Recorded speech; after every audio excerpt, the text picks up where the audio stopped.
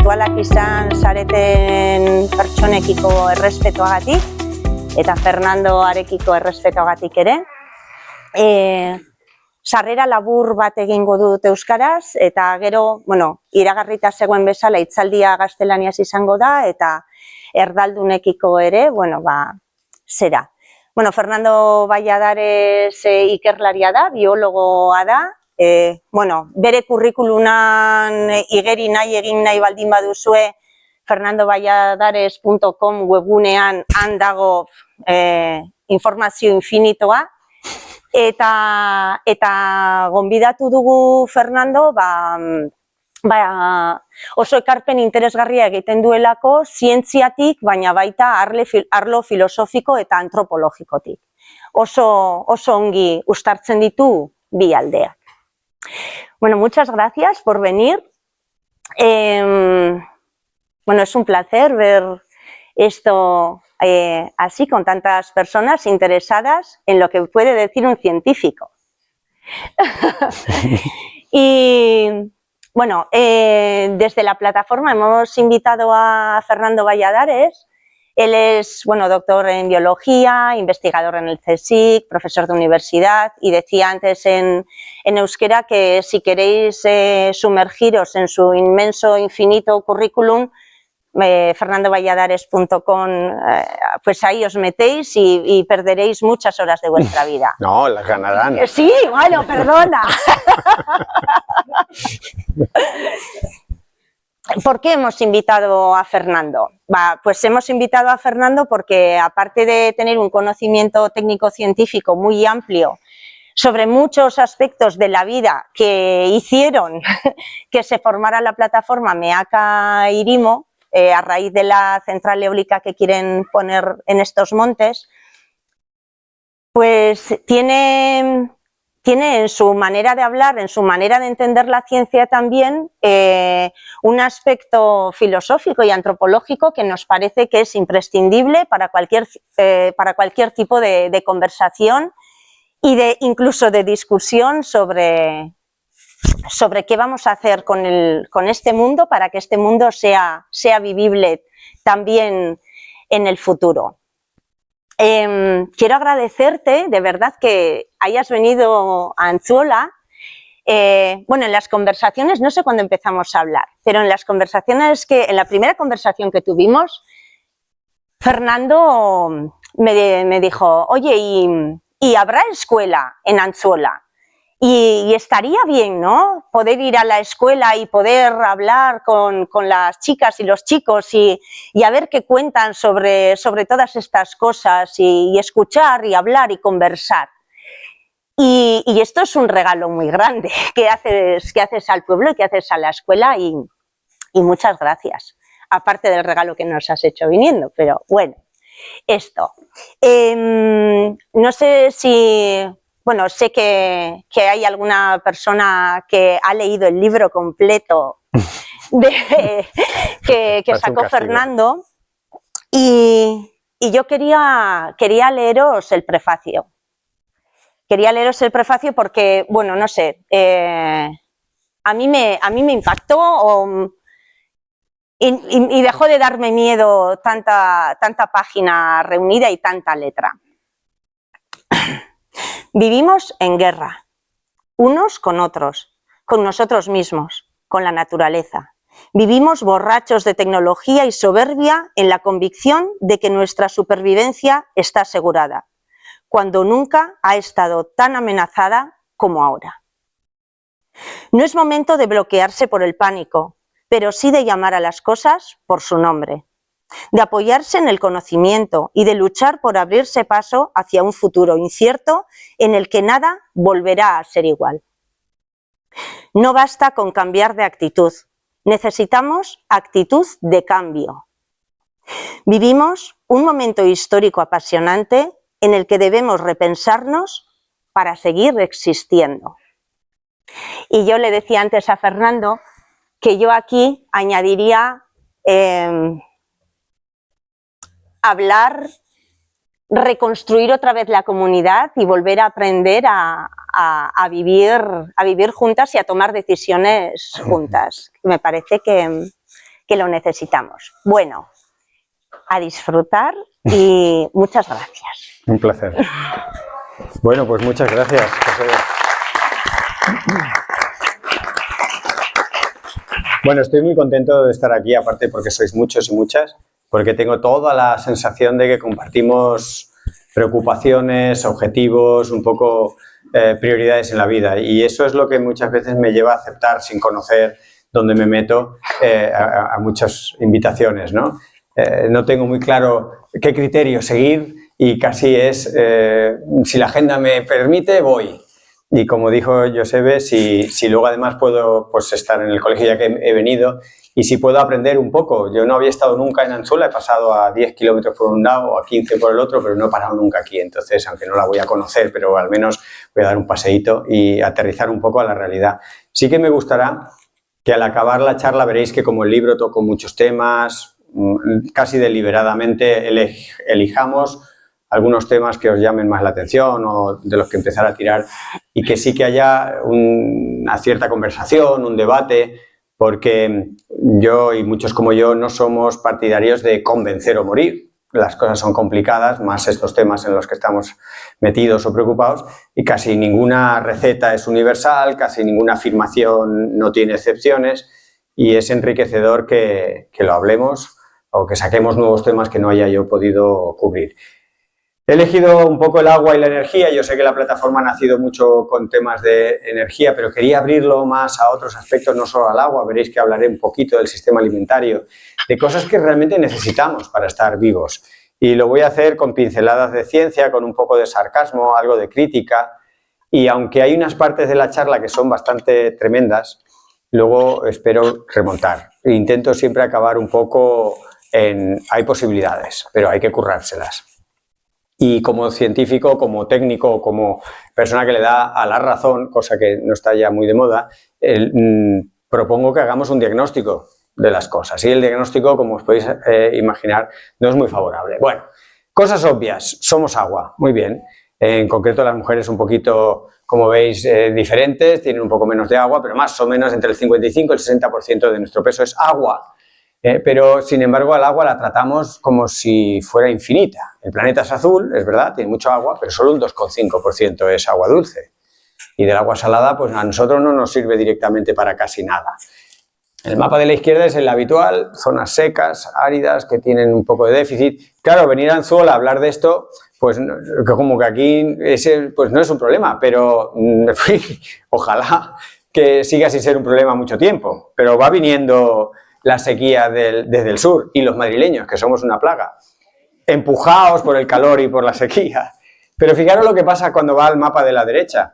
El mapa de la derecha es que ese poco agua que hay está contaminado. Los colorines indican la calidad, y un tercio aproximadamente del escaso agua de las zonas secas del planeta, un tercio está contaminado. Y eso viene pues de actividades industriales, muchas de ellas ganadería, agricultura intensivas, que acaban dejando pues un montón de productos en ese agua que luego no nos sirve, ¿no? Y una de las consecuencias, una de tantos problemas de salud, es la metahemoglobinemia que sufren los niños azules, y en algunos sitios la cantidad de nitratos en las aguas, por todos los lados, agua de grifo, las fuentes, el agua tiene unas concentraciones que están altas, y cuando estás en periodo de crecimiento, como es un niño, pues todavía eres más vulnerable. Es por poner un ejemplo de que esa contaminación tiene efectos directos en nuestra salud, ¿no?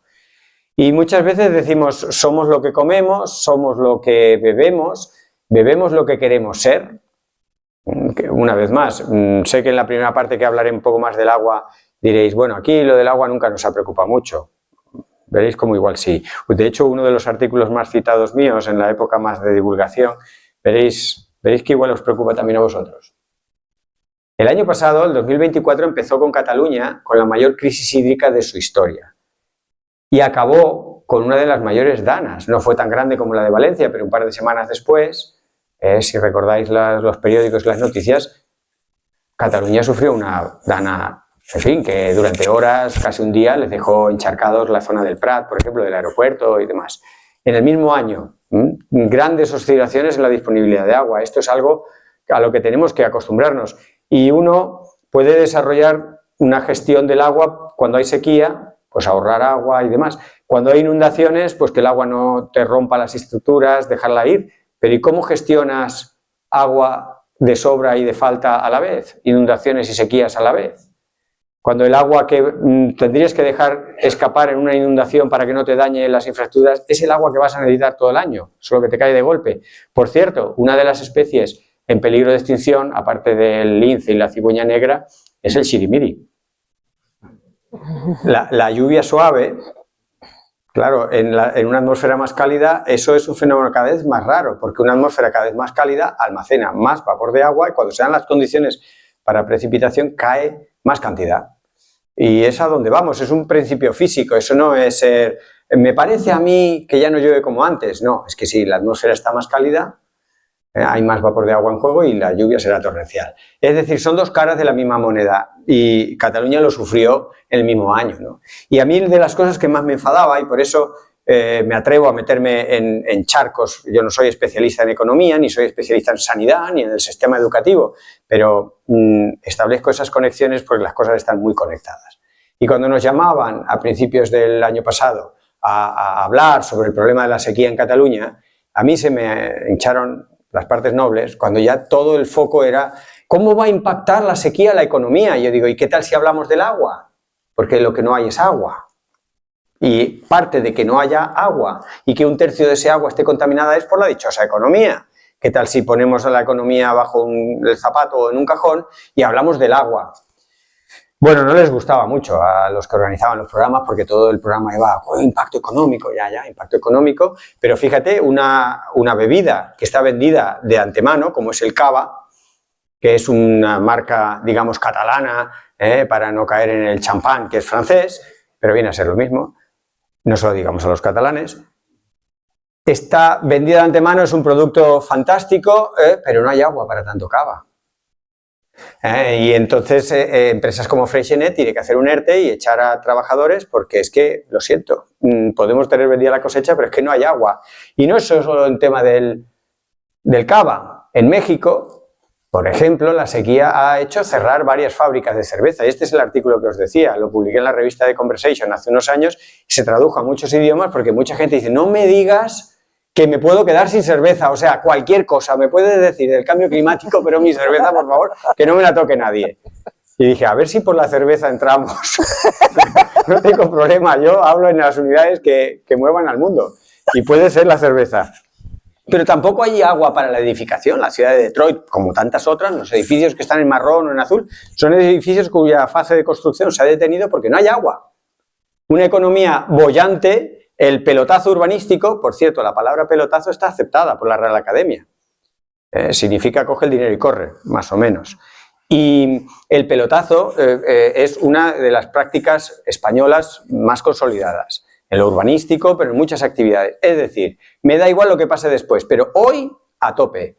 Y el Detroit, pues sin ser español, aplica la economía del pelotazo y el pelotazo urbanístico no se puede desarrollar porque no hay agua, sencillamente. Y tampoco hay agua para el turismo en muchos sitios. Y como os dejéis invadir por los madrileños, veréis si el agua que tenéis da para tanto madrileño. Quiere decir que el tema del agua es la que es. Y en muchos casos se le da prioridad al turismo y en Málaga o en Barcelona los habitantes de la ciudad tienen restricciones en el uso, pero los turistas no tienen la percepción de que están en un sitio seco o con restricciones, porque ahí tienen spas, tienen porque prioridad a la actividad económica. Veréis que este es uno de mis mantras, el tema de hacer negocio. No es que esté en contra de los negocios, lo que estoy en contra es de que el negocio sea la primera y casi única prioridad de los que toman decisiones y todos lo acabamos dando por válido. No, es que hay que impulsar el negocio. Oye, pero ¿y si bebemos? Y además cuando culpan a los catalanes de malgastar el agua, oye, cerrar el grifo, digo, vamos a ver. El uso doméstico del agua no supone ni el 18 o el 17% del agua total. Atrévete con el 70 y tantos, 80, 83% del agua, que es el sector industrial y sobre todo la agricultura. Atrévete con ellos y regúlales a ellos, que son los que gastan más agua. Si hay un problema de agua, habrá que ir donde se gasta más. No os duchéis todos los días, cerradme el grifo. Y esas son las hipocresías que se casan mal con la realidad. Pero fijaros si tenemos capacidad global. Claro, uno dirá aquí en Anzola, a mí que me vienes a contar con el eje de inclinación del planeta. Bueno, pues venga a sacar agua, como los hemisferios no tienen la misma distribución de zonas terrestres, hay más zona terrestre en el hemisferio norte, y en el hemisferio norte vive más gente sacando agua del subsuelo, al final hemos cambiado el centro de distribución del agua, el centro de gravedad de la Tierra se ha cambiado y el eje de inclinación del planeta se ha cambiado poco, pero es mensurable y atribuible a extraer tanto agua. O sea, que pocas bromas con esto del agua. No es una cosa de, ay, se ha secado el pozo de fulanito. No, es que estamos extrayendo una cantidad absolutamente increíble de agua. Y claro, luego tienes un parque nacional como Doñana que tiene sequía. ¿Y a cuánto está el agua de parque nacional? ¿Cuánto cuesta el litro de agua de parque nacional? ¿No? Porque tenemos el agua, no sé, de Lanjarón, no sé cuál será el manantial aquí, estupendo, agua mineral de no sé cuánto y te cuesta el litro 80 céntimos, ¿vale? Y el litro de Parque Nacional, 0, es gratis. El de Parque Nacional, o sea, un parque nacional como Doñana o como Daimiel, que son parques nacionales por la biodiversidad, que está asociada al agua en un sitio seco, resulta que pincha y saca. Y si es ilegal, ya te lo legalizarán, y si te han autorizado esto, tú sacas 10 veces más y bueno, no acaba pasando nada. Pues esa es la sequía de Doñana. El cambio climático contribuye con un porcentaje pequeño en la sequía de Doñana. La sequía de Doñana son los frutos rojos, mayoritariamente. Que encima, para hacerlo todavía más doloroso, ni siquiera son alimentos de primera necesidad. Es un pelotazo económico. Veréis que se repite, ¿no? Y lo voy a poner en más ejemplos. Pero la guerra del agua la vamos a tener cada vez más presente. Estamos en un escenario en guerra. Josebe ha leído esa introducción en la que hablaba de un mundo en guerra. El libro se iba a titular en su día Ciencia para un mundo en guerra, pero luego, como comentábamos en la editorial, dije, no, a ver, Fernando, ¿quién va a comprar un libro sobre la guerra? Y digo, pues es verdad, visto así, pues vamos a poner otro título. Pero realmente las guerras estaban predominando. Yo escribí el libro antes de que Netanyahu entrara en el genocidio palestino, pero se veía venir, o sea, estaba en ese momento Ucrania siendo invadida por Putin. Las tensiones geopolíticas son uno de los remaches que saltan cuando hay cambio climático, cuando hay dificultades con un origen en limitación de recursos, sea el agua o sea la superficie. ¿Alguien cree que Israel devolverá el mar de Galilea? Los altos del Golán se los ha quedado, como dicen coloquialmente, por la cara. Están en un limbo administrativo, pero no los va a soltar porque es agua en el desierto. Es el mar de Galilea lo que está allí.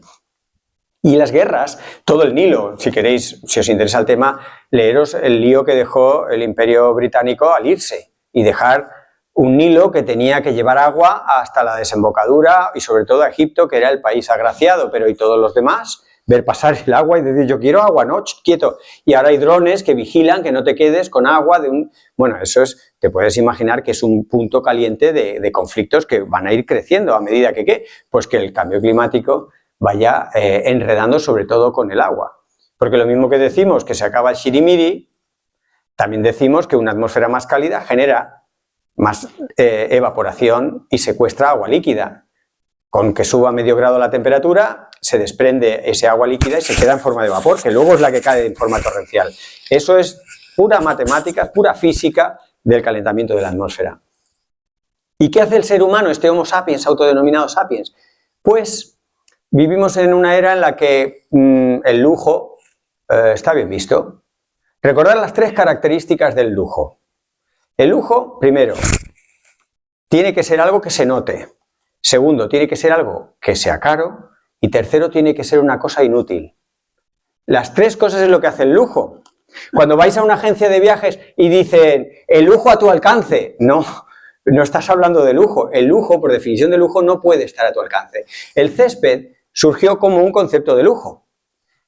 Cuando los palacios franceses no eran suficientemente impresionantes para la gente de a pie, pues se les rodeó de mucho césped. La gente alucinaba, decía, qué tremenda superficie, qué grande es, cuánto cuesta mantenerla y no sirve para nada. Eso es el césped. Y se nos ha olvidado actualizarlo. Y el cambio climático lo que va haciendo es cada vez más necesidades de agua y seguimos con el césped. hasta el punto de que, bueno, hace un par de años los dos periódicos a dos lados del Atlántico se hacían eco de informes científicos sobre el uso del agua recreativa para céspedes, para superficies inútiles, y era como diciendo, pero no puede ser que esto esté ocurriendo en países civilizados y con teóricamente alguien al mando, ¿no? Y fijaros el dato sencillo de Estados Unidos gasta más agua en regar sus céspedes que en su principal cultivo de regadío, que es el maíz. O sea, estos son los niveles de algo que no sirve para nada en un momento en que el agua igual sí sirve, ¿no? Empecé diciendo que somos entre el 55 y el 60% de agua, la necesitamos.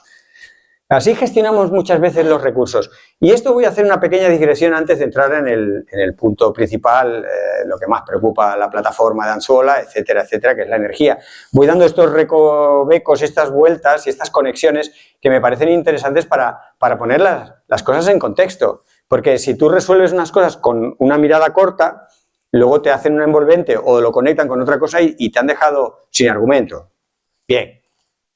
¿Cómo hemos llegado a ser tanta gente? Porque lo de ser mucha gente, la verdad, hemos cumplido el mandato bíblico, lo hemos hecho fenomenal, ¿no? Génesis nos ha dicho reproducíos y henchid la tierra, pues lo hemos hecho. Y luego el criterio ecológico de ser muchos miembros de una especie es un criterio de éxito. O sea que, bien, ¿pero cómo lo hemos hecho? Pues, hombre, podríamos estar hablando mucho rato, pero lo resumo en dos. Una, reventar los ciclos de la materia y la energía. Si recordáis del bachillerato, la materia y la energía ni se crea ni se destruye, pero se puede transformar. Y aquí entramos nosotros, en la transformación. Pero somos unos cracks parciales, es decir, no somos cracks de todo el ciclo, solo somos cracks de unas partes del ciclo. Por ejemplo, el ciclo del carbono. Muy bien. Algo tan renovable, una fuente de energía tan renovable como es el petróleo, la gasolina, eso es muy renovable. ¿De dónde viene? De la fotosíntesis de las plantas. Pero ¿cuál es el tiempo de renovación de la gasolina? Es unos cuantos millones de años. Nosotros tenemos prisa, gastamos ese recurso, ponemos el carbono en forma reducida, orgánica, lo quemamos y lo liberamos a la atmósfera, pero no hemos acelerado el resto del ciclo, con lo cual se nos va quedando acumular una parte en la atmósfera. Pero, ¿y esto lo has hecho a propósito? No, pero yo pinchaba allí, salía una forma de energía estupenda y lo hemos quemado. Hemos reventado una parte del ciclo del carbono y hemos hecho otra parte, lo mismo con el ciclo del nitrógeno. ¿Por qué? Pues no, porque es que había que fertilizar a las plantas, es que queremos ser muchos, muy bien. Pues venga nitrógeno, venga nitratos. El nitrógeno es muy abundante en la atmósfera, el 70 y tantos %. Y entonces los señores Haber y Bosch, que tuvieron los premios de Nobel de Química, pues encontraron la manera de sacarlo de la atmósfera y ponerlo como fertilizante. Ahora está en todos los sitios, menos en las acelgas y en las espinacas, que para lo que se diseñó, porque es soluble y está en todos los lados, en los freáticos, está en las arenas, en las tierras, el nitrato viaja en primera, ¿no? O sea, hemos reventado el ciclo del nitrógeno en parte. Ni creamos ni dejamos de crear ni nitrógeno ni carbono, y con el agua pues ya os he contado un poco. Y la segunda cuestión, que también resume cómo hemos llegado hasta aquí, es con la hipoteca ecológica transgeneracional. Hipoteca, el concepto de hipoteca me gustaría que reflexionáramos un poco y pensáramos cómo hemos normalizado una situación excepcional. Es muy excepcional darle a una entidad financiera tu presente, que es lo único que tiene. Yo por eso os agradezco muchísimo que estéis hoy aquí, porque lo único que tenéis, lo único, es este rato que me estáis dando, así que ya puedo hacerlo bien. La hipoteca es un concepto que podría aplicarse en el caso de alguien que tiene una crisis económica o tiene una ambición concreta por un proyecto muy grande y entonces pide un préstamo. ¿Y qué hace? Pues obtiene en el presente futuro. Entonces, haces un trueque de futuro por presente, pero ¿cómo le vas a dar al banco tu presente si es lo único que tienes? No, normal, yo se lo doy, porque voy a comprarme un coche, voy a comprar una casa, todo se compra con hipotecas. Ah, ¿y bien? Sí, sí. Y no tiene ningún efecto. Vamos a pensar un poco qué es una hipoteca. Pues si te estás quedando sin presente, pues te estarás quedando sin tiempo. Algo habrá que te estarás quedando sin, si lo das. Y eso tiene que ver con el bienestar y con la sociabilidad y la comunidad que Josebe hacía mención y que en el libro y que muchas veces en mis charlas intento recordar. Claro, no tenemos tiempo para nada porque entre otras cosas tenemos que pagar la hipoteca. No puedo ir ahora, no puedo ir a tu fiesta de cumpleaños porque es que tengo una hipoteca, tengo que trabajar. Se ha pensado que incluso si se reduce la jornada laboral, la gente se va a pluriemplear. porque no tenemos el concepto de que es que hay que trabajar menos. No, es que, fijaros que el tiempo libre se destina al entretenimiento, que básicamente es matar el tiempo. Pero ¿cómo es posible que hayamos hecho eso con lo más valioso que tenemos, que es el tiempo? No, el tiempo no sirve para nada. No, esta persona no hace nada, esta persona está perdiendo el tiempo. Oye, esta persona está respirando y tomando el sol. O a lo mejor está hasta contándole un chiste a alguien que pasa por allí, y eso no es nada, porque no tiene valor de mercado, porque no repercute en el Producto Interior Bruto. Bien, todo esto como introducción a la parte de la hipoteca ecológica, porque hablamos de recursos naturales, hablamos de agua, hablamos de espacio, hablamos de territorio, hablamos de cosas concretas. Entonces, de lo que nos estamos quedando es sin el material con el que se construye la vida. Ya sabéis aquello de que más o menos ahora, en promedio, nuestra civilización necesita 2,5 planetas. Y solo tenemos uno, menos mal que alguien se da cuenta. Normalmente esto cuando lo cuentas con los niños pequeños, antes lo estábamos recordando, los niños de 8 o 10 años son los cracks, porque todavía no se han hecho tantos líos como nosotros. Y te dicen, ¿y cómo es posible si solo tenemos un planeta? Y yo digo, menos mal que alguien dice, ¿cómo es posible? Y digo, pues es por la hipoteca. Y claro, ahí tengo que poner palabras más claras, porque ellos no han normalizado todavía la hipoteca y muchos, por fortuna, no saben ni lo que es. Bueno, pues básicamente lo que hacemos es que hasta el mes de mayo, más o menos, se calcula que vivimos de lo que produce la Tierra. Desde el mes de mayo hasta diciembre, vivimos de lo que la Tierra ha hecho en años anteriores. Nos comemos el capital natural, no lo que produce la Tierra. Con lo cual, es una mera aritmética que nos vamos a quedar sin Tierra. Es cuestión de tiempo. ¿Que lo haces muy, muy bien? Pues a lo mejor tienes para 10 años o para 50. ¿Que lo haces mal? Pues tienes para 3. Pero es evidente que si necesitas 2,5 planetas y solo tienes uno, te estás comiendo lo que se ha producido antes. Eso es lo de ecológico. Y lo de transgeneracional es por esa idea de que tomamos lo que no nos toca. Estamos usando cosas que no están pensadas o que no nos corresponden a los que estamos hoy. Por ejemplo, el caso del agua, que me viene muy bien. El agua de un embalse aproximadamente es una amortiguación de 1 década. Es un agua que la tienes que estirar, gestionar para que te dure 1 década. Si tú te consumes un embalse ahora, vas a estar 10 años pues a verlas venir. Pero ¿y el agua del subsuelo? El agua del freático, el agua de un pozo. Ese agua puede tener 30, 60, 80 o 150 años de tiempo de regeneración. Y tú te lo consumes en una mañana, en un mes, en un año. Pero si ese agua no es tuya. Si ese agua era o va a ser, o estaba pensada, o normalmente sería lo que tendrían tus nietos, tus tataranietos, los nietos de los nietos. Fijaros, en Arabia Saudí, como sabéis, hay pistas de esquí en el desierto. ¿Y de dónde sale el agua? Del agua fósil, agua que tiene miles de años allí. Y si la gastan ahora para esquiar un poquito, que esquiarán los años que les dé para esquiar, y después tendrán que esperar 3.000 o 4.000 años para tener agua, para volver a esquiar. Bueno, ese es el tema transgeneracional. Y tenemos aquí la Unión Europea y nos parece estupendo la palabra fondos Next Generation. Si es que es tan evidente que es que no nos damos ni cuenta. Es como si estás insultando a alguien y no te estás dando cuenta de que lo que dices es un insulto. O sea, les hemos robado la cartera a nuestros hijos y decimos, fenomenal. No le hemos pedido... no lo hemos consultado. Oye, hijo, ¿te importa si te tomo prestado unos cuantos miles de euros? Es que vamos a hacer Europa, pero la vamos a dejar con tu dinero. No le hemos preguntado. Y luego, ¿estamos realmente haciendo una Europa diferente? ¿O es más o menos lo de siempre, pero que ahora nos ha pillado la COVID y tenemos algunos que otros problemillas? En fin, ahí lo dejo. Hipoteca ecológica transgeneracional. Así resolvemos el Homo sapiens del siglo XXI las cosas, ¿no? Y de las dos cosas básicas, aparte de agua, que necesitamos para ser tanta gente, es comer y energía. Ya me voy acercando a la energía. Pero todavía voy a hacer un pequeño bucle, 4 o 5 reflexiones sobre la comida. Es que aplicamos la misma mentalidad de Homo negocius a todo. Esto me lo tenéis que aceptar. Me gusta poner gráficos, datos y tal, pero no me daba tiempo, se pondría mucho. Pero aproximadamente producimos el doble de comida de la que hace falta para comer. Ahí sí que es fácil. O sea, se calcula lo que la gente necesita y producimos el doble. Entonces, cuando viene nuestro ministro de Agricultura y dice, hay que producir, y te dicen incluso, no, es que hay hambre. Digo, espérate un momento. Vamos a ver eso. Producimos el doble de comida y en paralelo hay 11 millones de personas que se mueren de hambre. Ah. Vaya, ¿y no podían comer una parte de eso que producimos? No, no la pueden pagar. además se produce deslocalizadamente y se produce de una manera que la mera producción les mata. Con lo cual el sistema alimentario hace ya mucho tiempo que su objetivo no es alimentar. Se llama sistema alimentario porque produce alimento, pero no, su objetivo no es alimentarnos. Su objetivo es, bueno, sí, alimentar a la economía, pero no a las personas.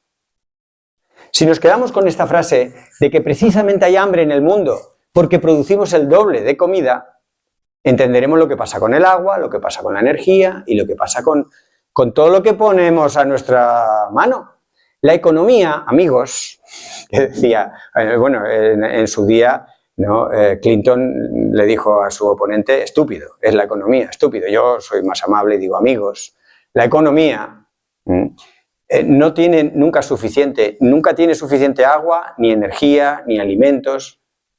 Que le sobran alimentos, los tiramos un tercio de la comida. Claro, fijaros las cuentas, y ya dejo lo de la comida, pero es que lo de la comida me lleva los demonios. Producimos el doble, tiramos un tercio y el otro 20% es para el sobrepeso del norte global. ¡Ostras! Un sobrepeso que nos hace empeorar la calidad de vida y que nos hace anticipar la edad de muerte. Digo, ¿qué negocio tan fantástico hacemos con producir tanta comida? Se muere gente de hambre, nosotros sobrepeso, tiramos un tercio. Bien, y este es el momento de la pregunta, ¿hay alguien al mando? No, la pregunta es retórica, no espero ni que la contestéis, claro que no lo hay. O estamos todos al mando, pero en un mundo que hemos aceptado por normal cosas que no son normales. Mi propósito hoy, como casi siempre, es desnormalizar cosas. No es normal una hipoteca, no es normal que se muera la gente de hambre cuando sobra comida, no son normales. Otra cosa es que democráticamente, entendiéndolo todo, digamos, esta es la opción que más nos gusta. Lo dan solo somos de tirar comida. Bueno, pero otra cosa, que no os digan lo mismo que con el agua. El desperdicio doméstico es un 15%, no llega ni a un 20% de la cantidad de comida que se tira. La comida no se tira en casa. Sí, se tira un poco y se puede optimizar un poco eso. Pero lo gordo se tira en toda la cadena de suministros. Toda la producción de cebollas de Andalucía en plena sequía del año pasado se tiró porque vinieron cebollas de Brasil y de Perú que eran más baratas. Muy bien todo. Tomates, lo mismo. Los limones, 2023-2024 se tiró la mitad de la producción de limones por razones de mercado. 1 kilo de tomates, 435 litros de agua. En el año más seco hidrológico, tiramos, multiplicada la producción de limones por 435 litros por cada kilo, tiramos agua, tiramos sitio, tiramos espacio, tiramos... En fin, estamos un poco... Esto es revisable, por lo menos veamos que no es muy normal. Ya nos vamos acercando. El origen del cambio climático. Podríamos también de esto hablar mucho, pero básicamente es convertir la producción de energía en un negocio. Porque claro que hace falta un poco de energía, o un X energía, luego entraremos en cuánta puede hacer falta, pero precisamente por hacer de la energía un negocio es por donde hemos llegado a que los efectos secundarios no deseados, nadie quiso calentar la atmósfera, ¿de acuerdo? Pero esos efectos que hace más de un siglo que sin calculadora se calculó con mucha precisión el efecto de calentamiento. En aquel entonces, a principios del siglo XX, era fundamentalmente el carbón, pero después se fueron rehaciendo las cuentas para el petróleo y más o menos los números del calentamiento los tenemos desde hace más de un siglo. No es una cosa de reciente que dicen, nos ha pillado un poco el toro con esto del calentamiento. No, lo sabemos. Hace mucho, pero bueno. El cambio climático es una realidad muy difícil y lo es por básicamente 3 niveles de dificultad. La primera, entenderlo. Admitidme y si queréis luego entramos en más detalles, pero la propia ciencia se queda corta con el cambio climático, no entendemos todos los efectos en cascada del propio sistema climático global, cómo eso tiene impactos, es muy difícil, pero desde luego es muy difícil de aceptar. ¿Quién se ha creído el cambio climático para decirme dónde voy de vacaciones? Pero bueno, si yo pago mis impuestos, yo me voy al Caribe como está mandado, y el cambio climático te empieza a decir, pero ¿cómo vas a ir al Caribe? ¿Y las emisiones? ¿Qué se ha creído el cambio climático para entrar en mi vida? Pues claro, el cambio climático es muy difícil de aceptar. Que por fin tengo 3 coches y hago lo que quiero. Cualquiera le dice a una persona, y como se enfade un poco, vete a casa con el rabo entre las piernas como un perrillo. Y desde luego es difícil de mitigar porque hay muchas actividades económicas que acaban teniendo una consecuencia en las emisiones. Hay varios gases de efecto invernadero, no es solo el CO2, ahora el metano va avanzando mucho. Remover la tierra ya libera gases de efecto invernadero. ¿Cuánta tierra hay que remover? ¿Cómo hay que hacer? Hay muchísimas actividades, por eso es muy difícil también de mitigar y los efectos tardan tiempo en verse, con lo cual todos son complicaciones con el cambio climático. Tiene impactos en la producción de alimento, tiene impactos en la red eléctrica, tiene impactos, por supuesto, en el agua, que si llueve, que si no llueve. Pero lo que quiero también que penséis es que el cambio climático es a su vez resultado de todas esas alteraciones. Es como si fuera la vida en pareja, ¿no? Puede haber en los miembros de una pareja uno de ellos que es más influyente y el que más predomina porque tiene una personalidad X, ¿no? Pero influye a la otra persona, pero lo que haga esta persona influye a esta y al final la vida de la pareja pues tiene que ver con la ida y la vuelta y las interacciones. El cambio climático claro que afecta a la disponibilidad de agua, pero es que hemos visto que sacar agua cambia hasta el eje de inclinación de la Tierra, o sea, y esto a la ciencia le cuesta mucho calcular. ¿Cuáles son los efectos hacia el cambio climático de los cambios en el sector textil o de los cambios en el sector agrario? Claro que tiene impacto en el cambio climático, mucho, y no todo lo entendemos muy bien. Lo que vamos viendo es que está interaccionando, que va en los dos sentidos, y esto lo que viene es a amplificar esa complejidad que os decía, ¿no? Y ya que estábamos hablando de energía, vamos a centrarnos a partir de ahora un poco más en la energía. La energía, la pregunta que me hago muchas veces es, ¿realmente sería tan rentable quemar petróleo, quemar gasolina, quemar gas, quemar carbón, si le repercutiéramos en el precio lo que se conoce como externalidades, todas las consecuencias, ¿no?, de extraerlo y quemarlo? Bueno, la respuesta también, o sea, la pregunta también es retórica. Por supuesto que no saldría rentable. Nada rentable. Sí, ¿cuánto vale la vida de una persona? Súper difícil. ¿Cuánta gente muere por cambio climático? Se calcula que son decenas de millones de personas al año que mueren por el cambio climático. Pero bueno, como eso es muy difícil de calcular, vamos a dejar a los muertos en el armario. Vamos a ver la gente que enferma. ¿Cuánto nos cuesta sanitariamente atender a la gente que enferma por cambio climático? ¡Ostras! Un montón. En España mismo. Decenas de miles de españoles y españolas que ingresan en el hospital por olas de calor, olas de frío, problemas sinérgicos con ya un problema de salud que tenía que se ven acentuados por el cambio climático. Todo eso, si lo repercutimos en esa producción de energía, ostras, nos sale carísimo. Pero, en fin, pérdida de actividades económicas, no se repercute y entonces te parece que es muy económico, ¿no? Fijaros, por conectar cosas, el agua, ¿no? Hemos hablado del agua. ¿Cuánto cuesta un litro de agua mineral? Ahí tenéis, ¿no?, el promedio por los países y aproximadamente pues entre 0,7, 1,5 hasta 2 en los más caros, pero más o menos 1,2 euros el litro de agua a nivel global en muchos sitios. ¿Y cuánto cuesta el litro de gasolina? Más o menos lo mismo.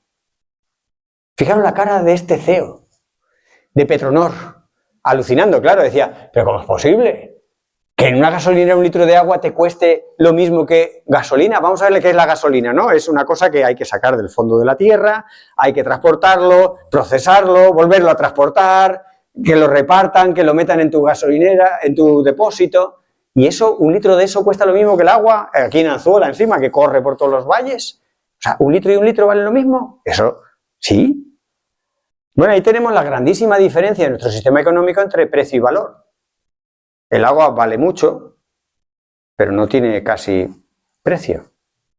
El agua no tiene, del precio de mercado, no se corresponde para nada con su valor. Y por eso hay gente que llega a lavar el coche con agua potable hasta 2 veces en el mismo día. Cuando hay calima, dices, ¡buah! No sé, es como si lo laváramos con cava, ese cava tan valioso que casi no hay ya en Cataluña. Esto no es normal. Ya luego me decís, bueno, pero no será normal, pero a mí me gusta. Vale, pues yo soy demócrata, sí, entendiéndolo, nos gusta y lo aceptamos y votamos y venga, pues ya está. Pero no es normal y es mucho menos normal que teniendo que reducir nuestra dependencia de los combustibles fósiles, los gobiernos los subsidien. O el combustible de aviación, por ejemplo, se vaya de rositas sin pagar impuestos. Pero esto es como si tenemos un pariente adicto a la cocaína y se la damos gratis, o se la ponemos muy baratita y se la ponemos ahí de postre. No era la idea. Estamos adictos a los combustibles fósiles y todos son facilidades. No casa, ¿no?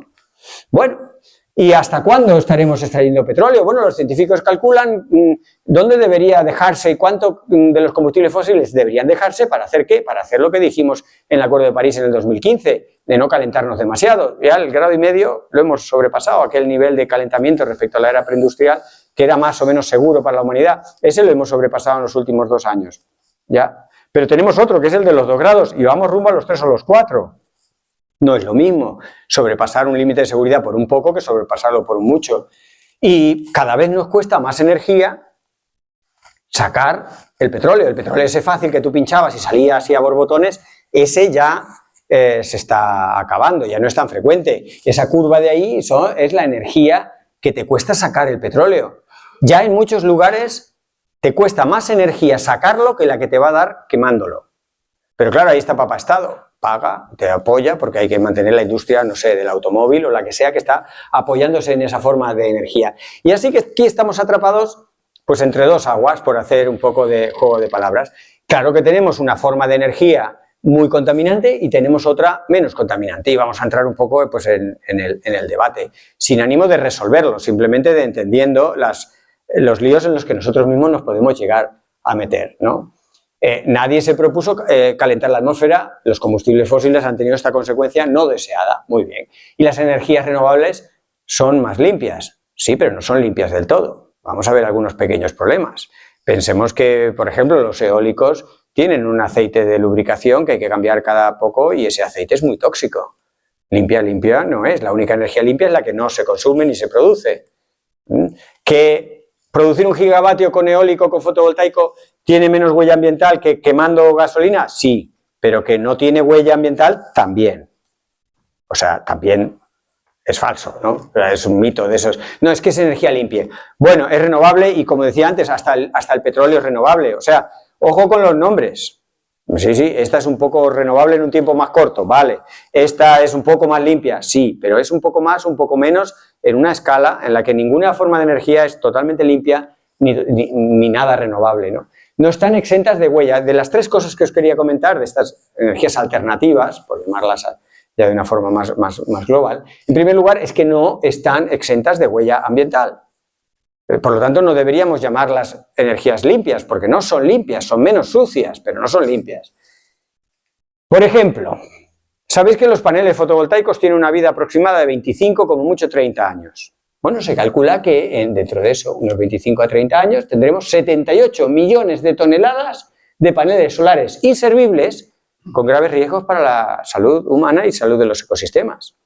El huracán Milton, en la temporada de huracanes pasado, arrasó por una instalación muy grande de paneles fotovoltaicos y ahora ya la ciencia tiene datos de qué ocurre con todo eso rotito que se va metiendo por los ecosistemas, el freático, etcétera. Es contaminante, es tóxico, es malo para la salud, es malo para muchas cosas. O sea, ya podemos estar usando estos 20, 25 años para desarrollar tecnologías que nos permitan ver qué hacemos con esa tremenda cantidad de basura peligrosa y todavía relativamente nueva, porque ahora, bueno, pues sí, ya empieza a haber algunos paneles que hay que tal, pero es que dentro de unos años va a haber mucho panel que habrá que reutilizar, darle un... En fin, y habrá que trabajar en eso, no, venga paneles. Bueno, y con los eólicos no hace falta que os diga, ¿no?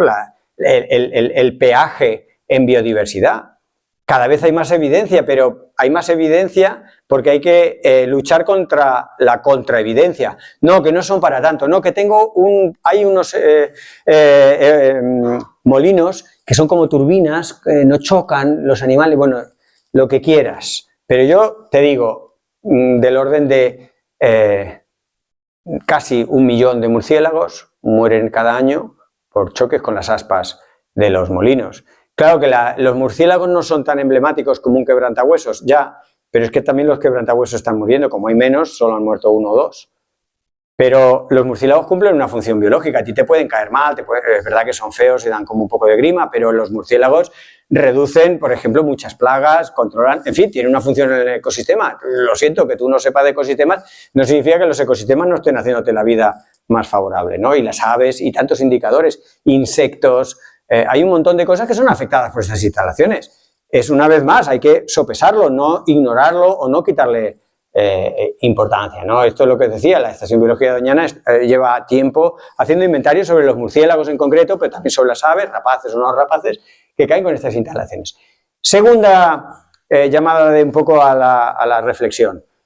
Con las prisas por esta transición, estamos aflojando la revisión ambiental. Nuestra querida Europa, esa de los fondos Next Generation y del Green Deal, que ya de green tiene poco green y de Next Generation también tiene cada vez menos, le están temblando las piernas cuando vienen los populismos y demás, y está revisando a la baja las protecciones ambientales. Esta mañana leía que se está debatiendo en el Parlamento Europeo quitar las regulaciones sobre los microplásticos. Va todo en la misma línea, va en la línea de economía en ese sentido, en la de no repares en impactos. Y la legislación ambiental se nos olvida que en realidad está para protegernos. Pero aquí una pequeña llamada, ya que me meto con esa economía, deciros que un premio Nobel de Economía, Stiglitz, tiene en uno de sus libros así de amplias audiencias, y lo menciono en el mío, una reseña de que en las facultades de ciencias empresariales de todo el mundo se enseña explícitamente cómo violar la legislación ambiental, pero también cómo violar la legislación social, porque tanto la legislación social como la legislación ambiental son barreras para el pelotazo, para el rápido negocio, y se estudia en las universidades, en las facultades de ciencias empresariales. Y no lo digo yo, que pueden decir, es que al Fernando le encantan los bichos y las plantas, lo dice Stiglitz, y lo puede constatar cualquiera que mira los contenidos de las asignaturas empresariales. Porque estas leyes son una defensa de la humanidad, pero son un obstáculo para algunas actividades económicas. Y ahí es donde tenemos esa tremenda tensión.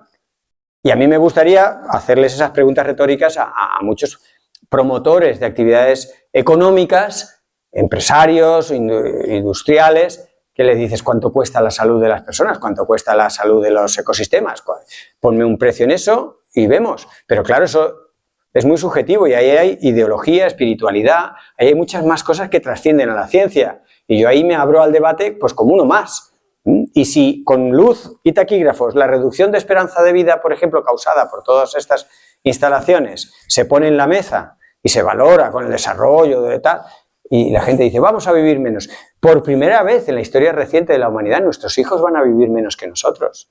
Esto es muy difícil de explicarle a unos hijos a los que le hemos robado la cartera. Es muy difícil de explicárselo.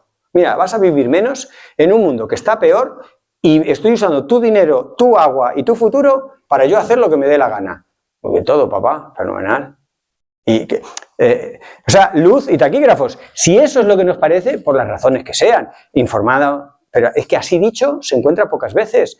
Pero es que son piezas de esperanza de vida. La esperanza de vida, ¿por qué está estancada, tendiendo ligeramente a bajar? Porque aunque la medicina sigue avanzando, la degradación ambiental está causando cada vez más muertes que serían evitables. Y esos son datos que podemos ir a trazar los artículos originales. Tercera cuestión, las propias energías, esas alternativas que se plantean como la gran solución milagrosa, tienen serias dificultades. Tienen serias dificultades que muchas veces ellos no admiten. Por ejemplo, el granizo, un caso de libro de texto de cambio climático. Cada vez las pelotas de granizo son más grandes. Es un tema de energía, se puede explicar, modelizar. El caso, bueno, hace un par de años una impactó en un niño pequeño, un bebé creo que era, y lo mató de la pedrada. Pero estamos viendo que las compañías de seguros van quitando el granizo como cosa de asegurar a los coches. ¿Por qué? Porque cada vez caen unos granizos más grandes. Los récords van pulverizándose año tras año. Mirad la cara de un inversor que tenía una gran superficie de paneles fotovoltaicos y perdió un montón de su inversión en fotovoltaicas en Texas, ¿no? Se calcula aproximadamente, tanto para lo fotovoltaico como para lo eólico, que cada evento individual de clima extremo, no en general o en un año, no, cada evento en promedio disminuye un 1% el rendimiento energético de las instalaciones alternativas, sean fotovoltaicas o sean solares. Y eso no se está considerando, los cálculos son maravillosos, ¿no? Son, estas dan muchísima energía, ¿durante cuánto tiempo? y has contado los impactos, es que esto es un 1% de este evento, dentro de 3 meses tiene otro evento, es otro 1%, y luego el año que viene tiene 7 eventos, y a lo mejor es un 7%, y todo eso lo has tenido en cuenta, pero dentro de 25 años con los fotovoltaicos la basura la tenemos en casa.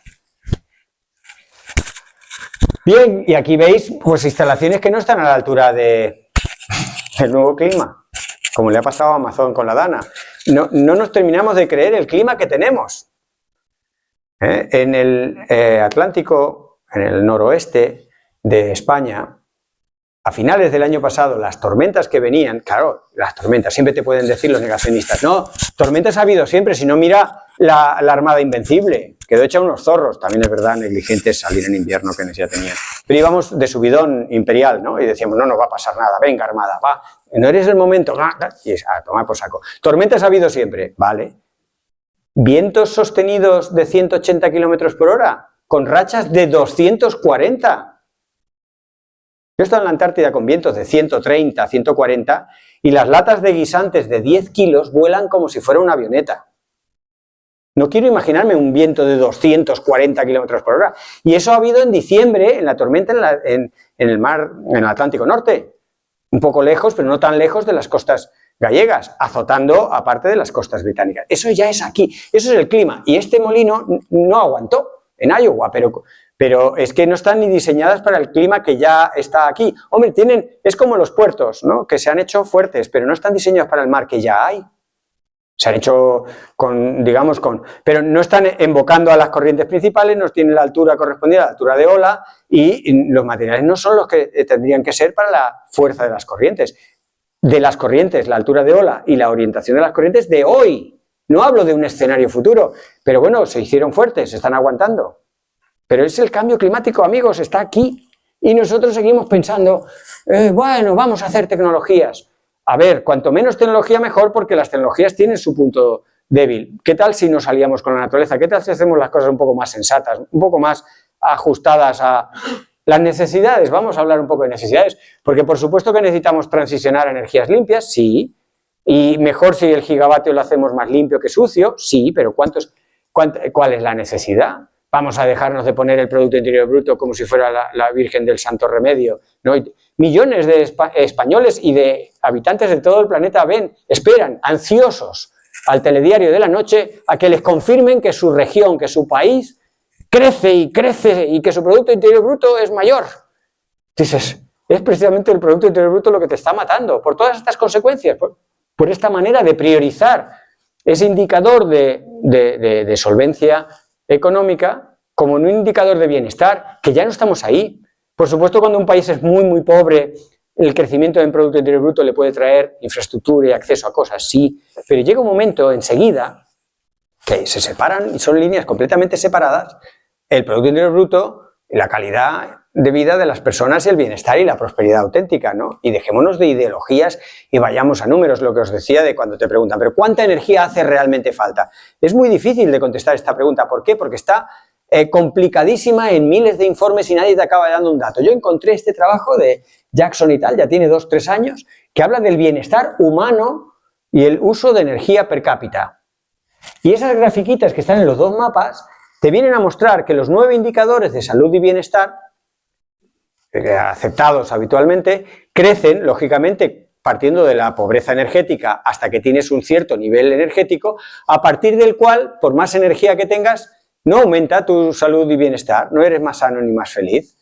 Ese valor, en el que ya por más energía que tengas no va nada mejor, es 75 gigajulios por persona y año, que para que os hagáis una idea, es aproximadamente la mitad de la energía que consumimos y producimos en España. O sea, fijaros si tenemos margen para decrecer en lo económico sin que se note en nuestra salud y en nuestro bienestar. Tenemos un margen de a la mitad, no es afinar un 5%. ¿Y cuál es la propuesta de nuestras autoridades? Pues entre 6, 8, 9 veces más de la energía que estamos produciendo ahora, que multiplicado por Jackson es entre 12 y 18 veces más la energía que necesitamos para ser sanos y felices. Eso sí, energía limpia. Limpia. 16, 18 veces más de la energía que necesitamos. ¿Qué puede salir mal? Así que la palabra decrecer, si queréis, la podemos poner en pequeñito o en color rosa para que no suene mal, porque estamos muy acostumbrados a que el crecimiento económico es la panacea universal. Hay que crecer, crecer y crecer. Pero amigos, es que hay en algunas actividades económicas, en algunas regiones, como en la que estamos, afortunados de estar, porque nuestra esperanza de vida, nuestra calidad, nuestra dependencia de los bienes más básicos está bastante bien resuelta, nosotros tenemos que iniciar esa cruzada por el decrecimiento, entendiendo que no es volver a las cavernas, es precisamente podernos permitir trabajar menos, tener más tiempo para el cuidado, para cuidarnos a los demás, para cuidarnos a nosotros. O sea, el decrecimiento económico es la auténtica prosperidad.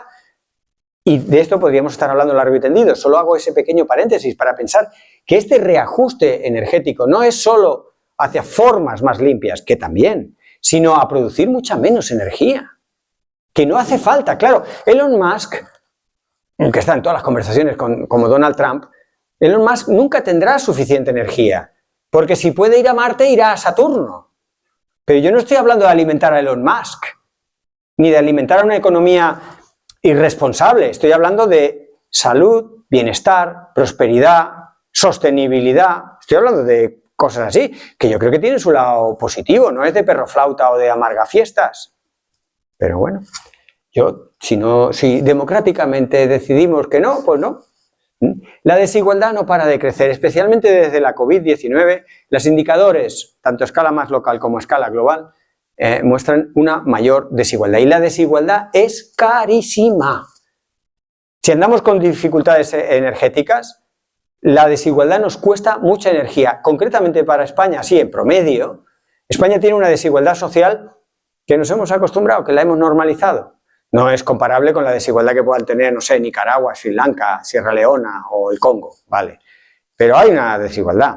Pero bueno, esa desigualdad que hemos aceptado en España nos cuesta el doble de energía que si España fuera un estado menos desigual. O sea que si tenemos un problema de energía, igual podemos ir a los derechos humanos. Y gente que se desconcierta mucho con mis charlas o mis conversaciones y dice, pero no veníamos a hablar de vatios, ¿qué haces tú hablando de derechos humanos? Y digo, ¿ves la conexión?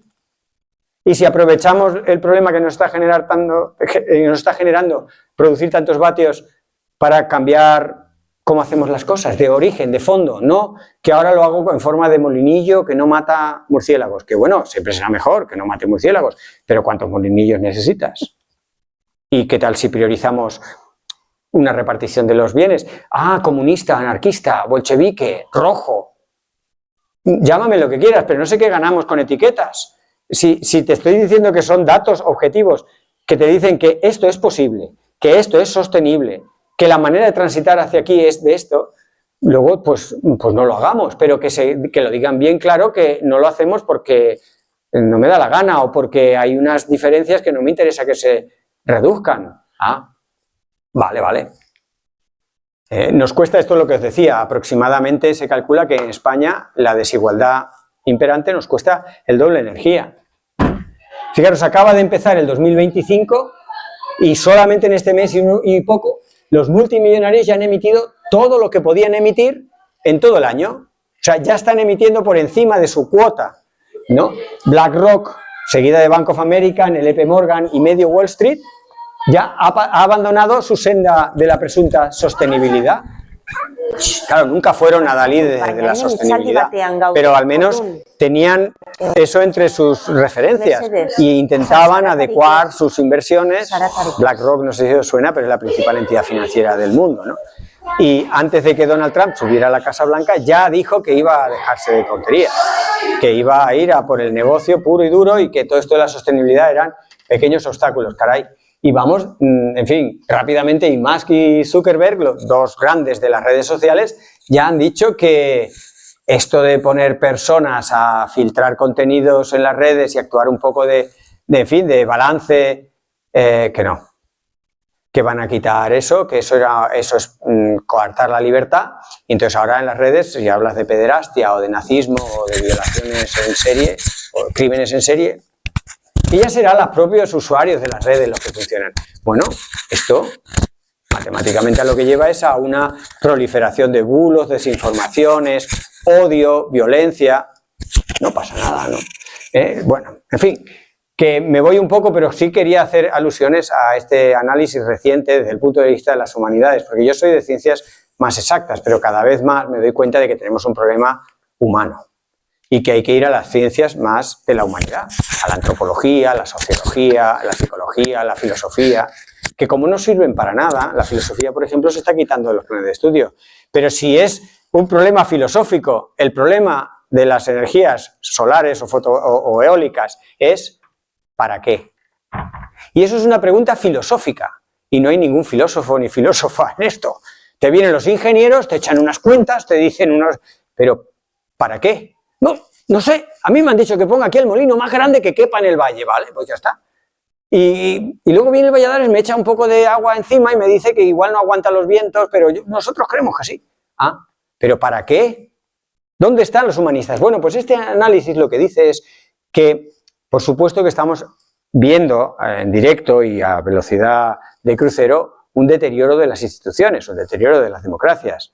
En algunos sitios, a lo mejor Anzuola es un paraíso y en esto estáis protegidos y oye, os deseo lo mejor, pero por ahí fuera, como podéis ver en el televisor, las cosas están que arden. Y en Madrid o en Vigo pegan a una persona por ser homosexual, en fin, cositas así, o en sede parlamentaria, si habéis visto las declaraciones de que el cambio climático es una ideología de izquierdas, en fin, todo esto está ocurriendo. Y uno pensaba que esto es una consecuencia del cambio climático, en fin, de llegar al final de la era del petróleo, y que entonces una de las consecuencias era la pérdida de democracia y de valores. Pues en este estudio, Caro Terz y Hartner, una de las cosas que hacen reflejar es que no es una consecuencia, es un requisito. Es un requisito deteriorar la democracia para poder explotar hasta la última gota de petróleo o para, en el caso que os preocupa, poner todos los molinos que físicamente pueda permitirme poner. Es un requisito. Primero es minar la democracia.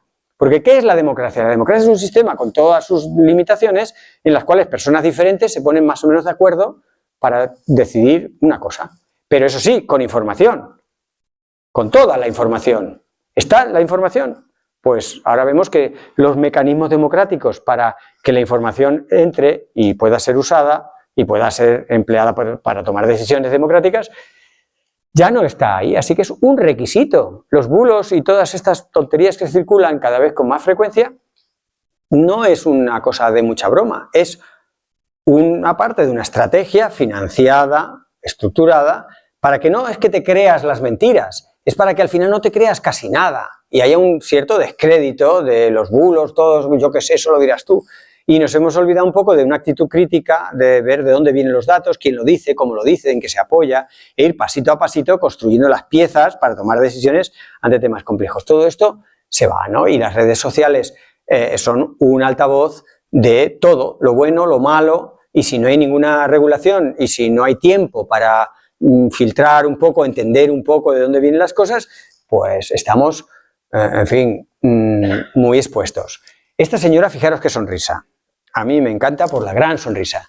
Hace 50 años, Dana Meadows, física, escribió un informe para el Club de Roma seminal que quizá muchos conozcáis, sobre los límites al crecimiento.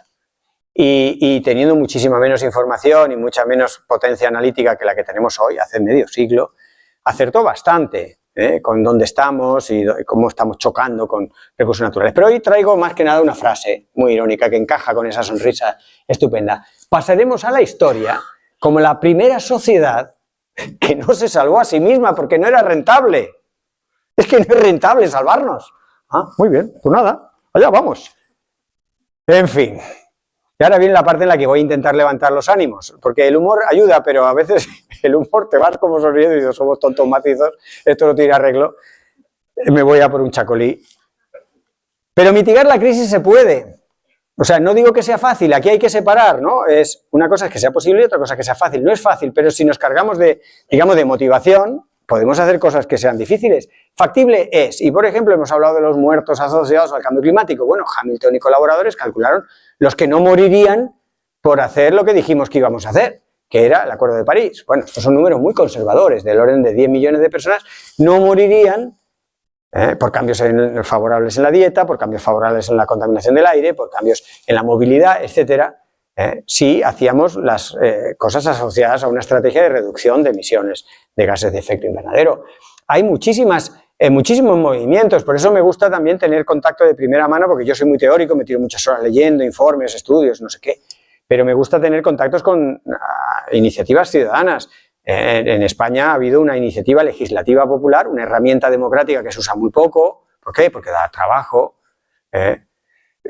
para darle derechos al Mar Menor, a una entidad no humana con derechos propios. Esto en cosmovisiones como, por ejemplo, la Pachamama en países andinos está muy normalizado. A lo mejor en el País Vasco también hay visiones ancestrales en las cuales la naturaleza tiene un respeto que no se tiene, digamos, en el día a día.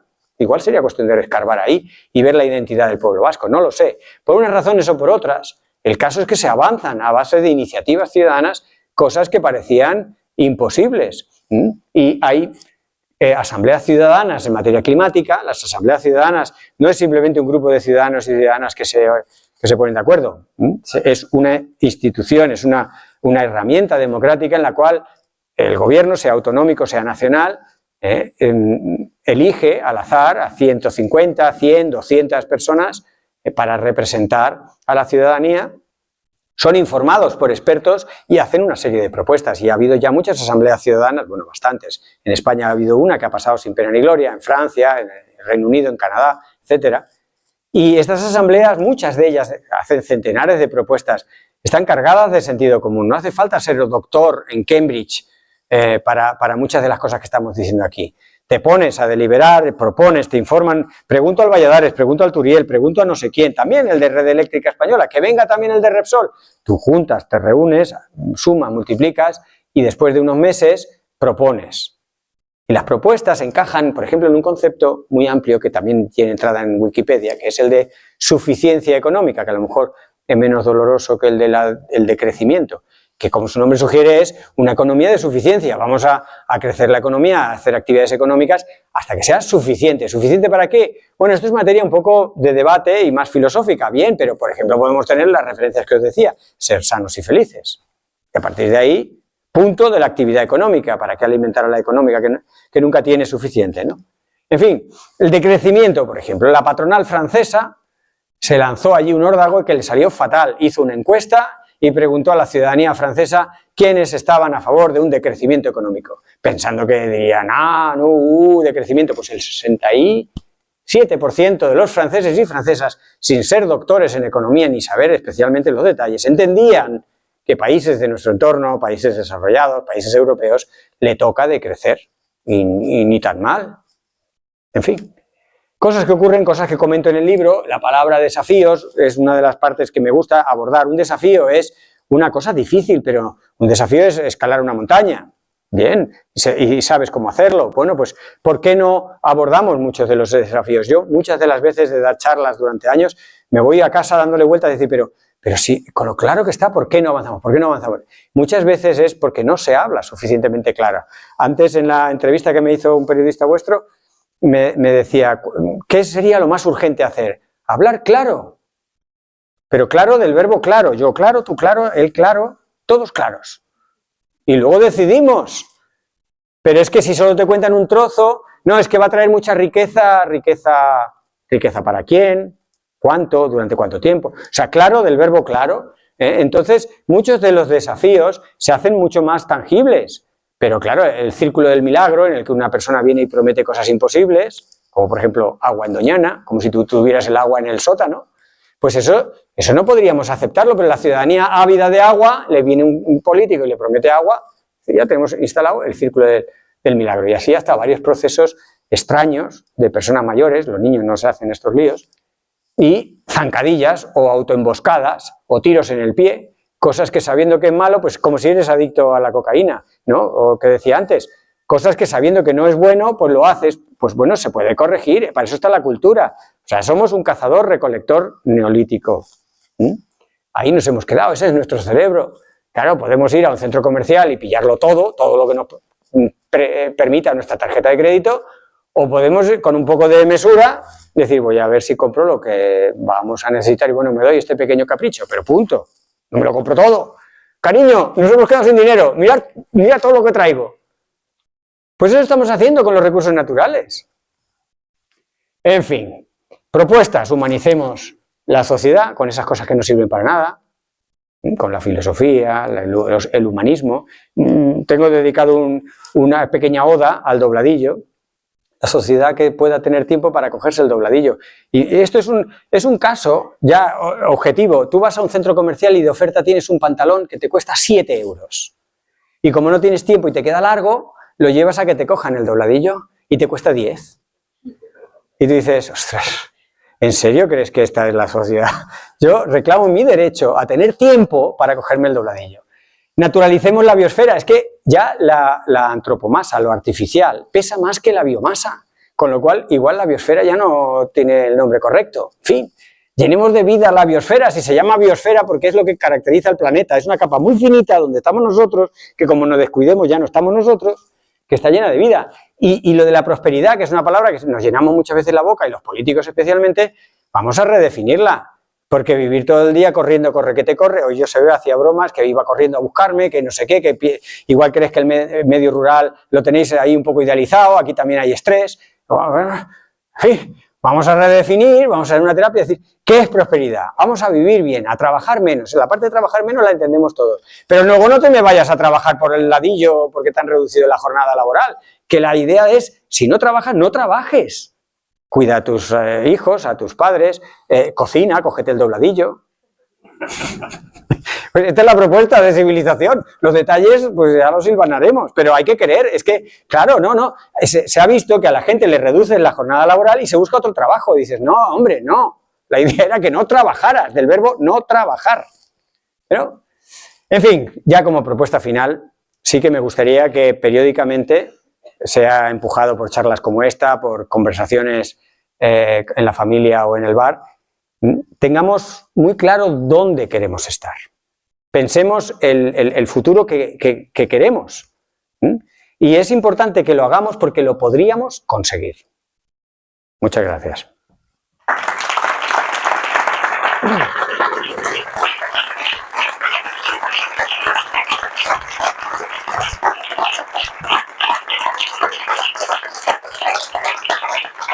Ahora sería un poco vuestro turno. Ahora sería el momento de las miles de cosas, algunas de ellas tonterías, otras no tanto, que he podido decir, pues por dónde agarramos la conversación, que sería lo gracioso. La diferencia entre una charla en YouTube y el que hoy esté aquí, pues es esa, precisamente, ¿no? Que lo adecuemos a la plataforma o a lo que queráis. Sí, da corte la primera pregunta. Le había dicho a Josebe que se preparara una. Estaba muy atareada con las preparaciones. Vale, ahí va. Muy bien. ¿Cuál es tu música preferida? Esa no vale. Habíamos quedado que hablábamos de Chacolí, ¿o qué? Venga. No. Bueno, hay 3 conceptos que has utilizado. Por un lado, democracia, información y leyes que protegen. Y en estos procesos de imposición, de industrialización de las vidas y del medio rural, a mí la democracia se me convierte en decreto lejano que se decide por y para el medio urbano y para esta economía fantástica de la que hablabas. La información se me convierte en marketing. Total. Y las leyes que protegen abandonan a las personas y protegen las corporaciones. Y entonces ante esto, ante esta conversión, a mí lo único que me queda es el pueblo.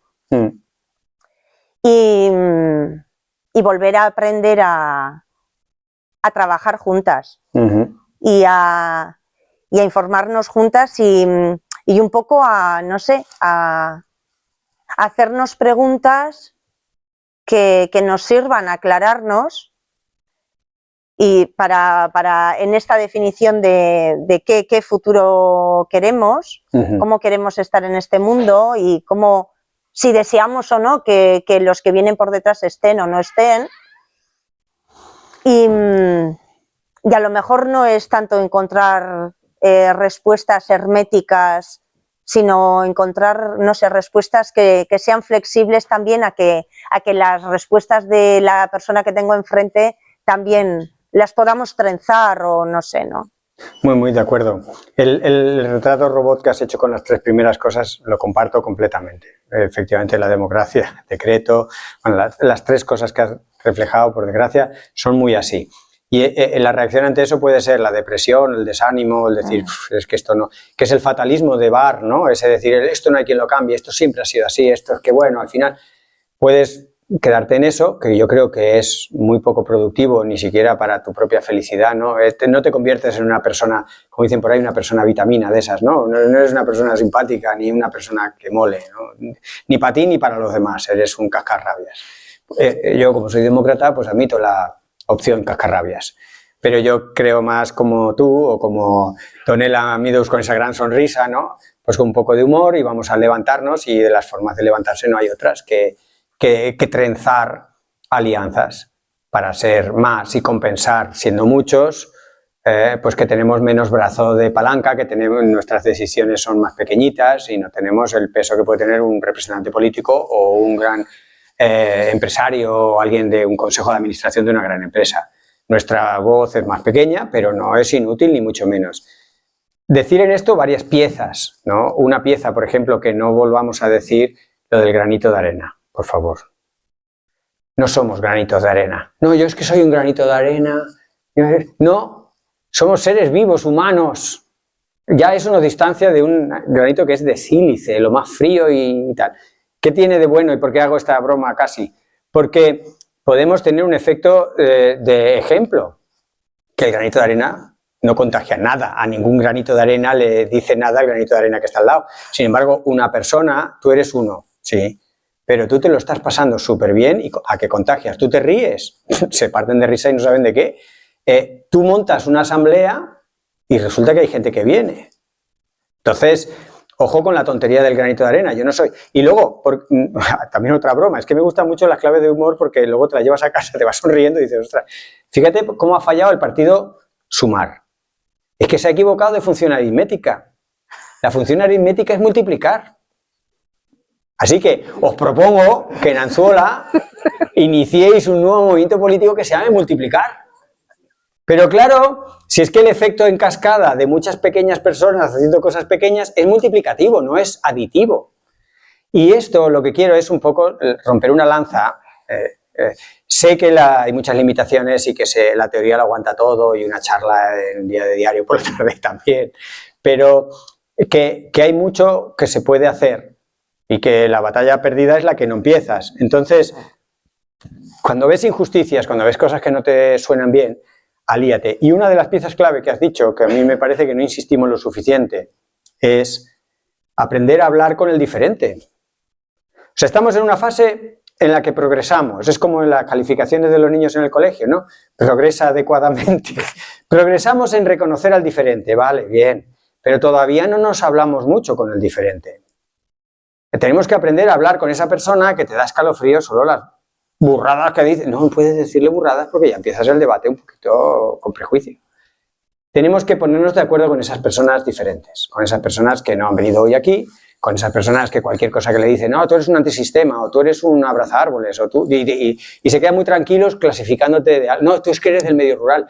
Y aquí tenéis un medio rural que vive gente, imaginaos en Soria, donde es un medio rural donde vive casi nadie, donde lo que hagas tiene un impacto en la población mínimo, pero todos, el medio urbano especialmente, necesitamos de esa.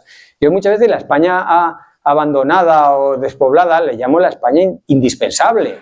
Es que es indispensable que haya todo ese territorio haciendo lo que parece que no es nada. ¿Por qué? Porque no hay una industria, pero es que necesitamos arroyos, necesitamos biodiversidad, necesitamos aire, necesitamos, no sé, los elementos de la vida.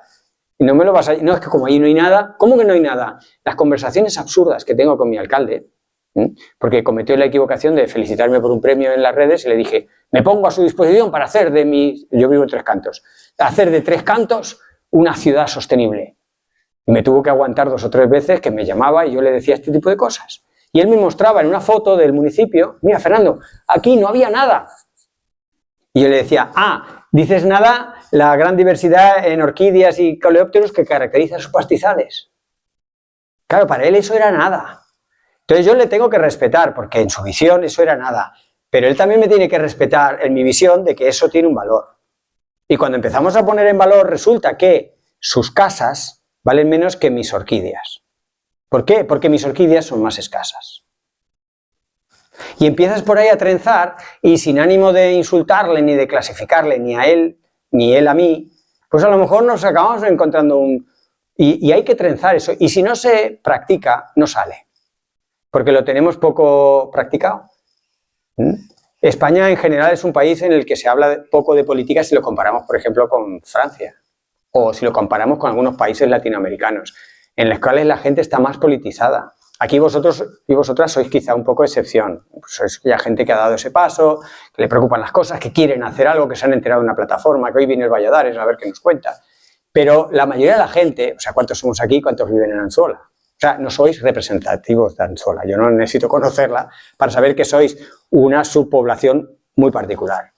Entonces, claro, en general España no es muy de hablar de política. El no te signifiques, por razones oscuras en la historia, por razones más recientes o por las razones que sean en nuestra idiosincrasia, esto de hablar de política es incómodo, no lo sabemos hacer. Cuando lo hablas de pronto lo haces de manera inopinada o exagerada o violenta.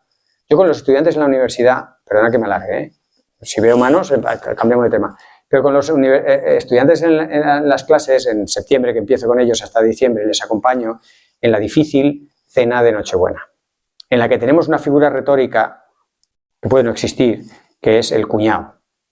El cuñado representa a esa persona refractaria al conocimiento, pero muy segura. Y para hacerlo más difícil, tenemos, puede ser la suegra o la abuela, que dice, tengamos la fiesta en paz. Entonces tú con la fiesta en paz tienes que escuchar a una persona que dice unas cosas que dices, no puede ser otra Navidad más escuchando esto. Ahí viene el ejercicio a la que les entreno con cierto humor, porque el humor es uno de los ingredientes, a escucharle. Y si le escuchas de verdad, que es agotador, se va quedando sin argumentos. O sea, yo me he sentado con algunas personas del sector privado, dejándoles hablar, y llega un momento en que sus remaches y sus engranajes es evidente que no dan de comer y que no dan felicidad, pero hay que dejarle.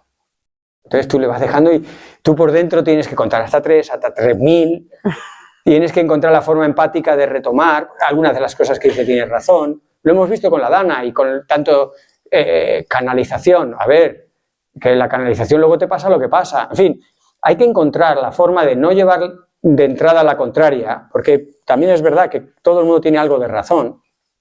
Cuando desmontas al contrario, de buenas maneras, no a bofetadas ni con argumentos así, pues vas encontrando esos puntos de acuerdo tan importantes que tú hablabas con eso de trenzar alianzas y de lograr. Y creo que tenemos que ser capaces de, no solo eso, que no es fácil, sino también de encontrar lenguajes positivos, porque muchos de nosotros y nosotras tenemos un apego por determinadas cosas que no la tienen otras personas.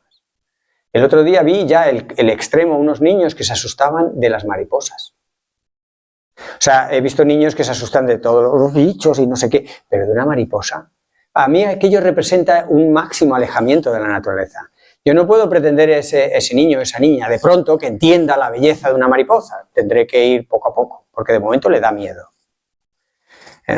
Para nosotros es tan obvio que una mariposa no te va a picar, pero para algunas personas es un bicho salvaje.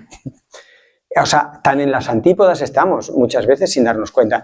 Así que esto requiere un examen, por eso es tan agotador, por eso es tan difícil escuchar a personas cuanto más distintas son, y por eso lo normal es cuando estás cansado al final del día te juntas con los que piensan como tú y te tomas un chacolí y dices, esto no hay quien lo arregle. Y dices, no, claro, con gente todas iguales juntándose en el mismo rincón del bar, pero dices, me voy a ir al otro rincón y voy a beber, ¿qué beben estos? Coñac. Coñac. No sé. O sea, se nos olvida ser humanos a base de no practicarlo. Y es un problema humano lo que tenemos. Y somos mucha gente, pero vivimos muy solos. Que a lo mejor aquí tenéis la fortuna de, por ser una comunidad relativamente pequeña, un pueblo en que os conocéis por la calle, pues ya tenéis más ingredientes que lo que es habitual en una ciudad o en los que toman decisiones. Hay gente de los consejos de administración que son gente muy pobre y no lo saben. Cree que por tener 2 o 3 coches tienen muchas cosas y son pobres personas. Muchas de esas personas que vemos gritar o pelearse en sede parlamentaria o ahora decir esos disparates, tienen vidas muy pequeñas. Pero no puedes ir insultándoles ni haciéndoles ver de entrada que su vida es un desastre, porque se van a defender. Y lo que queremos es integrarlos, es entenderles y ser generosos. Mira, otra generosidad que no ejercemos bien es la intergeneracional. Nos llenamos la boca, antes lo he hablado, con los jóvenes. Yo a veces he intentado abrirles espacio a los jóvenes a la hora de tomar decisiones, tanto en lo privado como en lo público. Son ejercicios más bien teóricos, pero bueno. Y me he encontrado con que los jóvenes pasan. Y dices, es que lo entiendo, tú abres, imaginaos la situación. Abres la puerta de un consejo de administración de Coca-Cola o de Repsol y tienes 19 años. Cierras la puerta y dices, qué pereza. Todos con traje, todos con Rolex. ¿Qué tengo yo que ver ahí? Eso no es abrirle el paso a las nuevas generaciones. También estas grandes empresas o los representantes políticos, sí, a veces la cuota de jóvenes, no, es que necesitamos jóvenes, como la cuota de mujeres, ¿no? Que se pone una cuota de mujeres. No se ha entendido que el valor de una mujer no es ser una cuota, no se ha entendido que el valor de un joven es ser una cuota. Un joven, una mujer, puede presentar diversidad, puede opinar cosas distintas, puede enriquecer, puede equivocarse, sí, pero hará cosas distintas. Te lo estás perdiendo. Cuando una gran compañía entienda, cuando un ayuntamiento o un consejo de ministros entienda lo que se está perdiendo por no tener mujeres o por no tener jóvenes, entonces estamos en otra fase. De momento estamos en la fase de vamos a que haya paridad. Pero los jóvenes muchas veces rehuyen de todo esto porque es que es un diálogo de viejunos, hecho por viejunos para viejunos. Y en los parlamentos, hay parlamentos en los que está prohibido entrar. No se puede entrar si no tienes al menos 35 años. Porque se considera, esto es mi cosecha, que hasta los 35 años no estás formateado por el sistema. No vaya a ser que me venga un joven que piense muy distinto y esto nos arruine la sesión parlamentaria. En fin, creo que hay que ensayar y vosotros tenéis ya interés, posibilidades y yo con mi mensaje y con lo que os pueda decir es daros más argumentos y ánimo para que no desistáis, porque un día Anzuola, otro día Azpeitia pueden ser pequeños ejemplos, pero no de granitos de arena. Acordaros de esto, sino de personas que dan ejemplo y que emocionan. Y entonces el lenguaje tiene que ser emocionante. Y cuando hablas de un futuro prometedor no tiene que ser el estribillo de una canción de Taylor Swift, que solo aguanta todo y vende muchos discos.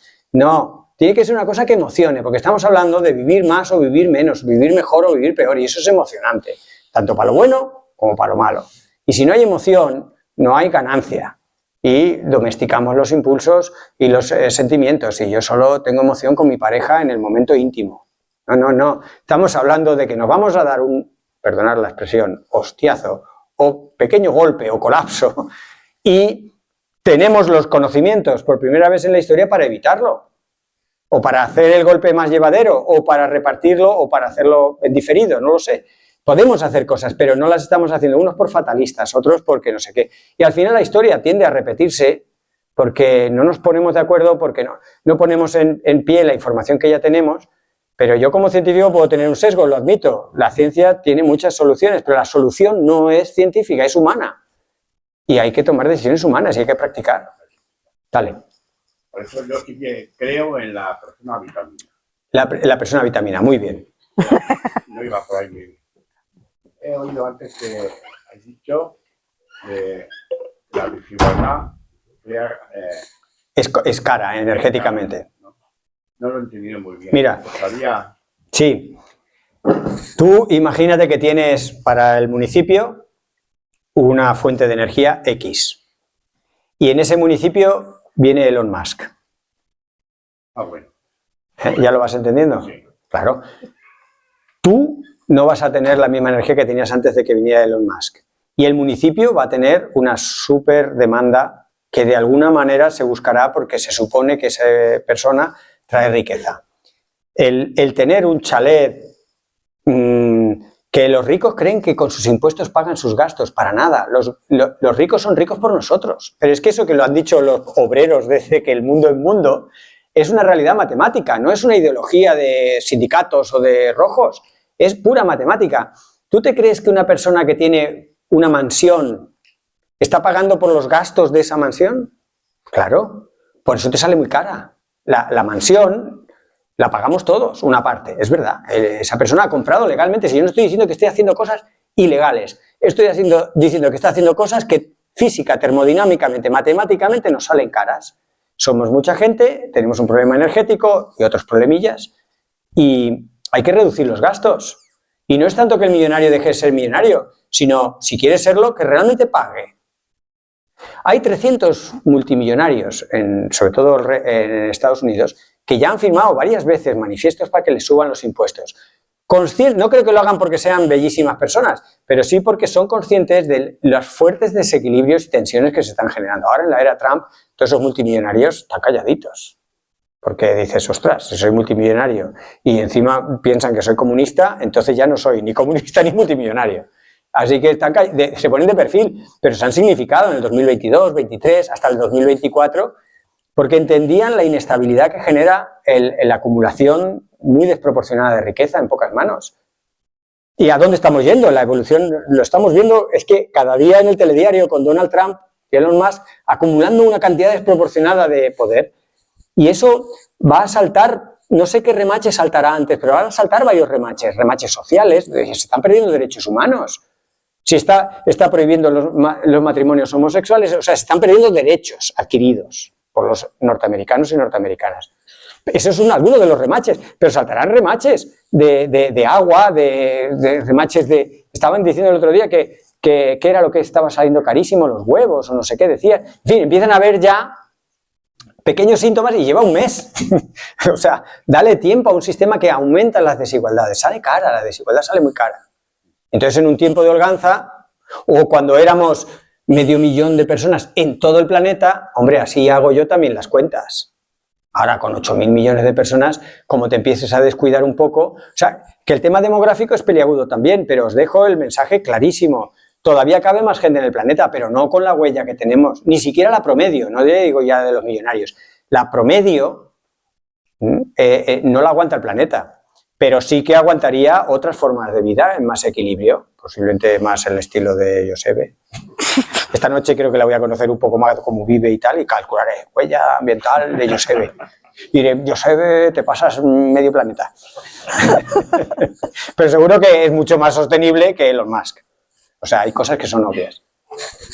Dale, dale. Un poco directa. Cuando has planteado la necesidad de evaluar la necesidad de renovables y tal, pues has hecho una pregunta de ¿cuánta energía necesitamos? Yo lo que te digo es que para eso hay que cuantificar. Y para cuantificar hay que hablar. Efectivamente. O sea, no sé, yo creo que decir genéricamente eso, o que uno tenga una opinión de que con 4 nos vale y otro necesite 400, para que eso se pueda encarrilar, habrá que hablar. Vosotros aquí se hacen muchas bromas con los de Bilbao, sobre todo, ¿no? Pero podéis hablar como queráis. Dios me libre, que diría mi abuela, de deciros cómo tenéis que hablar. Yo propongo que quede claro hasta dónde llega el dato y de dónde arranca la opinión. Porque opiniones todos tenemos una. Los datos son los datos. Con esos datos entiendo que haya opiniones.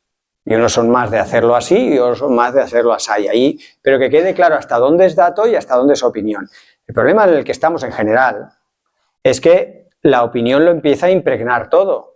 Y parece que todo es opinable. Yo no creo que haya cambio climático. ¿Pero cómo es una cuestión de creer? O sea, ¿tú no crees en la ley de gravitación universal? ¿Tú no te sientes atraído por la gravedad de la Tierra? O sea, no, yo no creo que el núcleo de la Tierra me atraiga. O sea, eso también lo opinamos. Bueno, no sé, yo soy demócrata. Yo siempre digo, cuando lo veo mal, digo, soy demócrata. Si queréis opinamos sobre la ley de gravitación. ¿Hasta dónde es opinable? Claro, yo sería partidario, para simplificar las conversaciones, ir lo más lejos que podamos con el puro dato.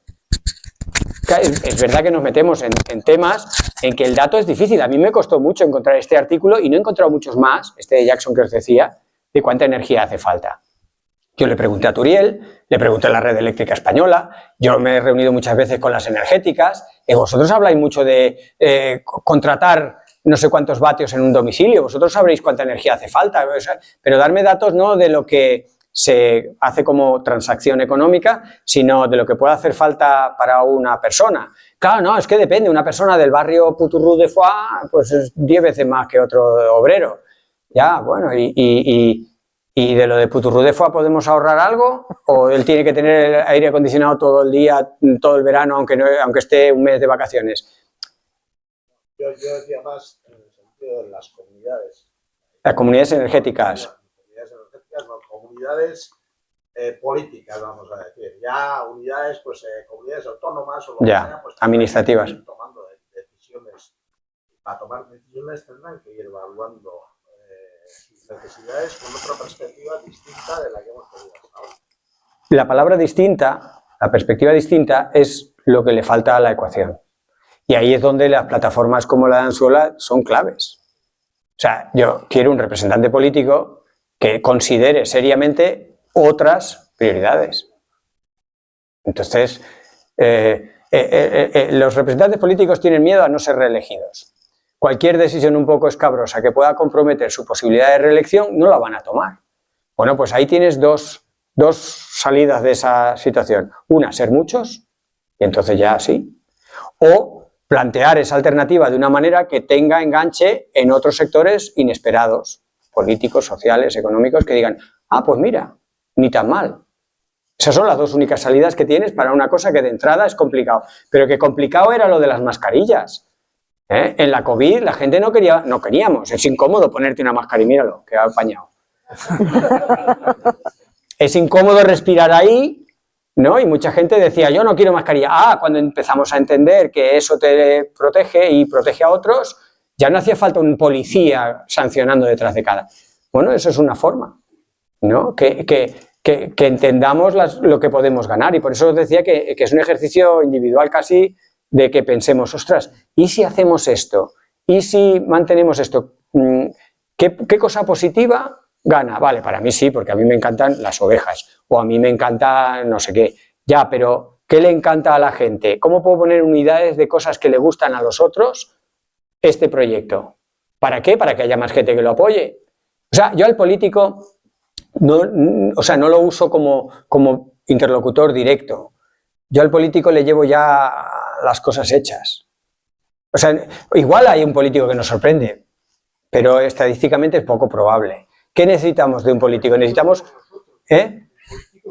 Esa es la política que a mí me gusta. Claro, hablo de los representantes políticos, pero estoy totalmente de acuerdo en que la política, lo que estamos haciendo aquí es política, y viva esa política. La política tendría que estar, eso es lo que decía, que en España hay un cierto pudor, unas reticencias a politizar las cosas en el buen sentido. Hay una política noble de dialogar y de entender y de tal. Yo me refería a los representantes políticos tal cual están funcionando en la democracia actual. Los representantes colectivos todavía están más cerca del colectivo, pero muchos representantes políticos están más cerca del partido político y de la supervivencia electoral que de los que representan. Y por eso digo que yo los dejo un poco como para el final, porque no creo que ellos estén a la altura del desafío. Ellos están mirando, uy, yo no valgo para nada y solo valgo para estar en la lista. Y si no estoy en la lista, y están más pendientes de eso que de resolver un tema de transporte público, de energía, de sanidad. Entonces, oye, que igual te sorprenden, y es verdad que hay representantes políticos que son maravillosas personas preocupadas y que queman todos sus cartuchos por una causa noble, que los hay, pero en general no voy a ellos como primer interlocutor, sino cuando ya voy, como cuando fui con el alcalde de Tres Cantos, pues ya había una asociación de vecinos que habíamos ya debatido cosas y ya habíamos planeado una estrategia de cómo dárselo un poco más o menos que tienes que firmar aquí. Si quieres ser reelegido, firma. Pero porque el sistema electoral y el sistema democrático al uso, ya en la práctica, tiene una serie de limitaciones. El corto plazo es una de ellas. Nosotros podemos ser políticos vitalicios, pero los representantes políticos son material fungible. y lo saben. Y entonces, en su corta vida de 4 años, 3, 4 años, tienen que asegurarse de que pueden ponerse un mérito que les merezca ser reelegidos. Esa es la dinámica un poco cortoplacista y triste en la que nos vemos muchas veces un diálogo un poco estéril, porque tú estás pensando en lo bueno para Anzuola, en lo sostenible para el paisaje, en lo bueno para las generaciones futuras, y en realidad el otro lo que está es mirando a 2, 3 años vista, y si mi partido me saca como cabeza de... Y eso hay también que engranarlo, pero no creo que los políticos nos vayan a sacar de muchos de estos apuros. Como nos descuidemos, nos van a meter más rápido en más problemas, como los que estamos viendo.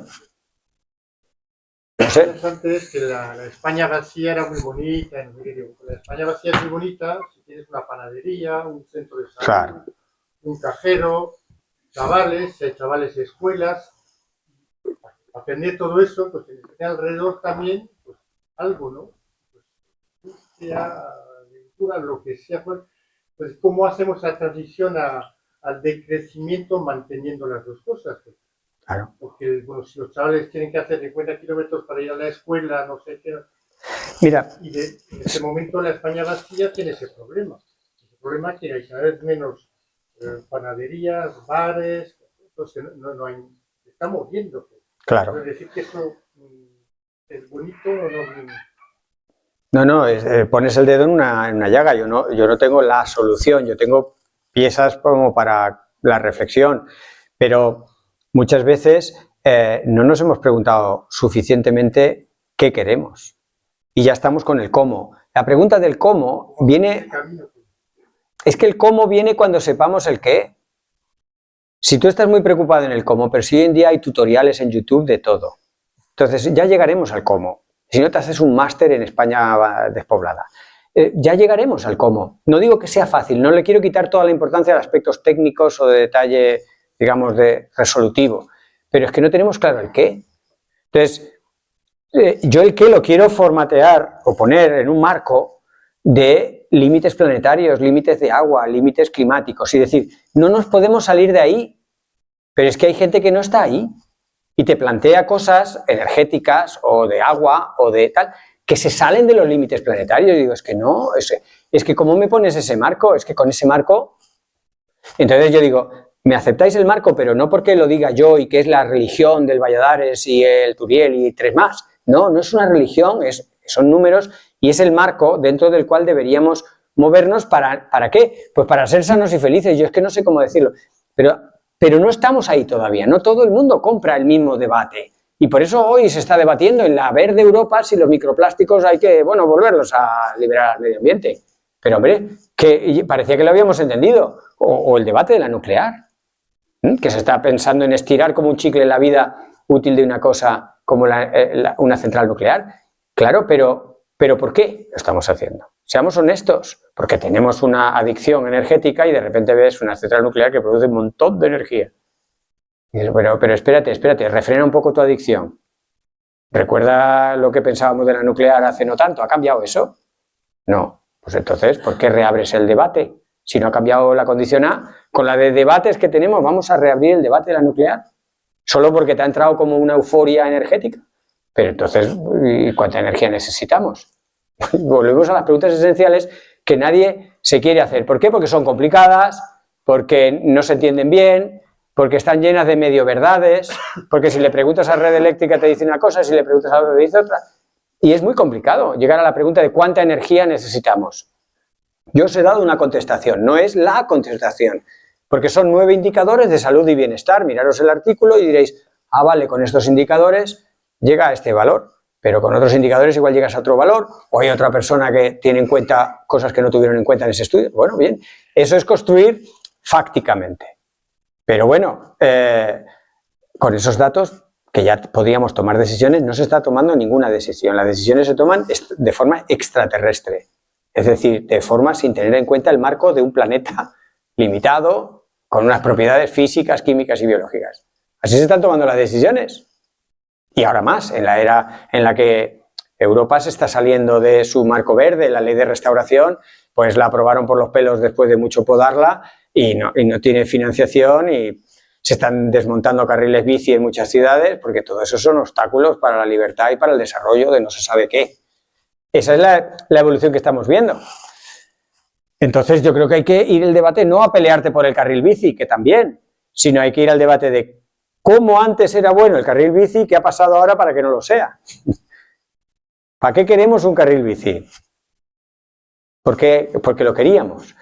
Ese tipo de preguntas requieren un rato y requieren bajarse un poquito al suelo y comerte la ansiedad, porque tú lo que quieres es, ¿pero tú estás a favor o en contra? Se vienen encima las plantas de biogás. Si no habéis tenido ya problemas con eso, las vais a tener. Las plantas estas, las incineradoras, si no habéis tenido problemas, los vais a tener. Pero son remaches ambientales que tienen soluciones tecnológicas, pero la manera de abordar una solución tecnológica está dominada por una economía del negocio. Es que también se quiere hacer negocio con el biogás, se quiere hacer negocio con la incineración, el negocio con todo. Ostras, claro, ¿es eso lo que queremos? ¿Es eso lo que nos están contando? Pues yo animo que miréis, bueno, ya lo hacéis, pero quiero decir que instemos a que nuestros vecinos, a que la gente mire un poco más allá. No es que ha venido un representante de una planta de biogás y nos ha dicho que son todo maravillas, que es que podemos ser autónomos y producir el gas aquí con la caca de nuestros cerdos y ya está. Y luego te echas cuentas y dices, es que eso hay que combinarlo con no sé qué, que tú no tienes en tu municipio, que además te obliga a no sé cuánto, que luego hay unos pequeños escapes que huelen, que apestan, y luego dices, o sea, las medias verdades son muy difíciles de eliminar, si fueran completamente paranoias, pero claro, un ingeniero enamorado de su tecnología te va a vender una macrogranja, te va a vender una eólica, te va a vender, porque es lo que he aprendido a hacer. Fíjate si estoy loco, pero soy simpático, que fui a cerrar un máster de veterinaria, sin saber exactamente dónde me metía, en Zaragoza. Me invitaron a dar la charla para clausurar el máster y dediqué la mitad de mi charla a explicar por qué no a las macrogranjas, cuando ellos habían aprendido a hacer macrogranjas. Y yo dije, tiene mérito. Los chavales, los jóvenes, lo entendieron perfectamente y a ellos no les suponía ningún conflicto haber aprendido a hacer macrogranjas con mi discurso. Decían, vale, pues ya haremos macrogranjas donde toque, como toque. Yo sé hacerlas. Digo, pues ya Dares me ha dicho por qué no hacerlas. Ya veré en qué me contratan. Pero los profesores del máster, unos me querían estrangular y otros todavía están alucinados diciendo, ¿pero quién invito a este?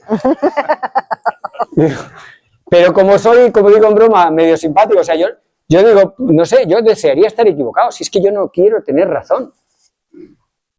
Pero me temo que la tengo en muchas cosas incómodas.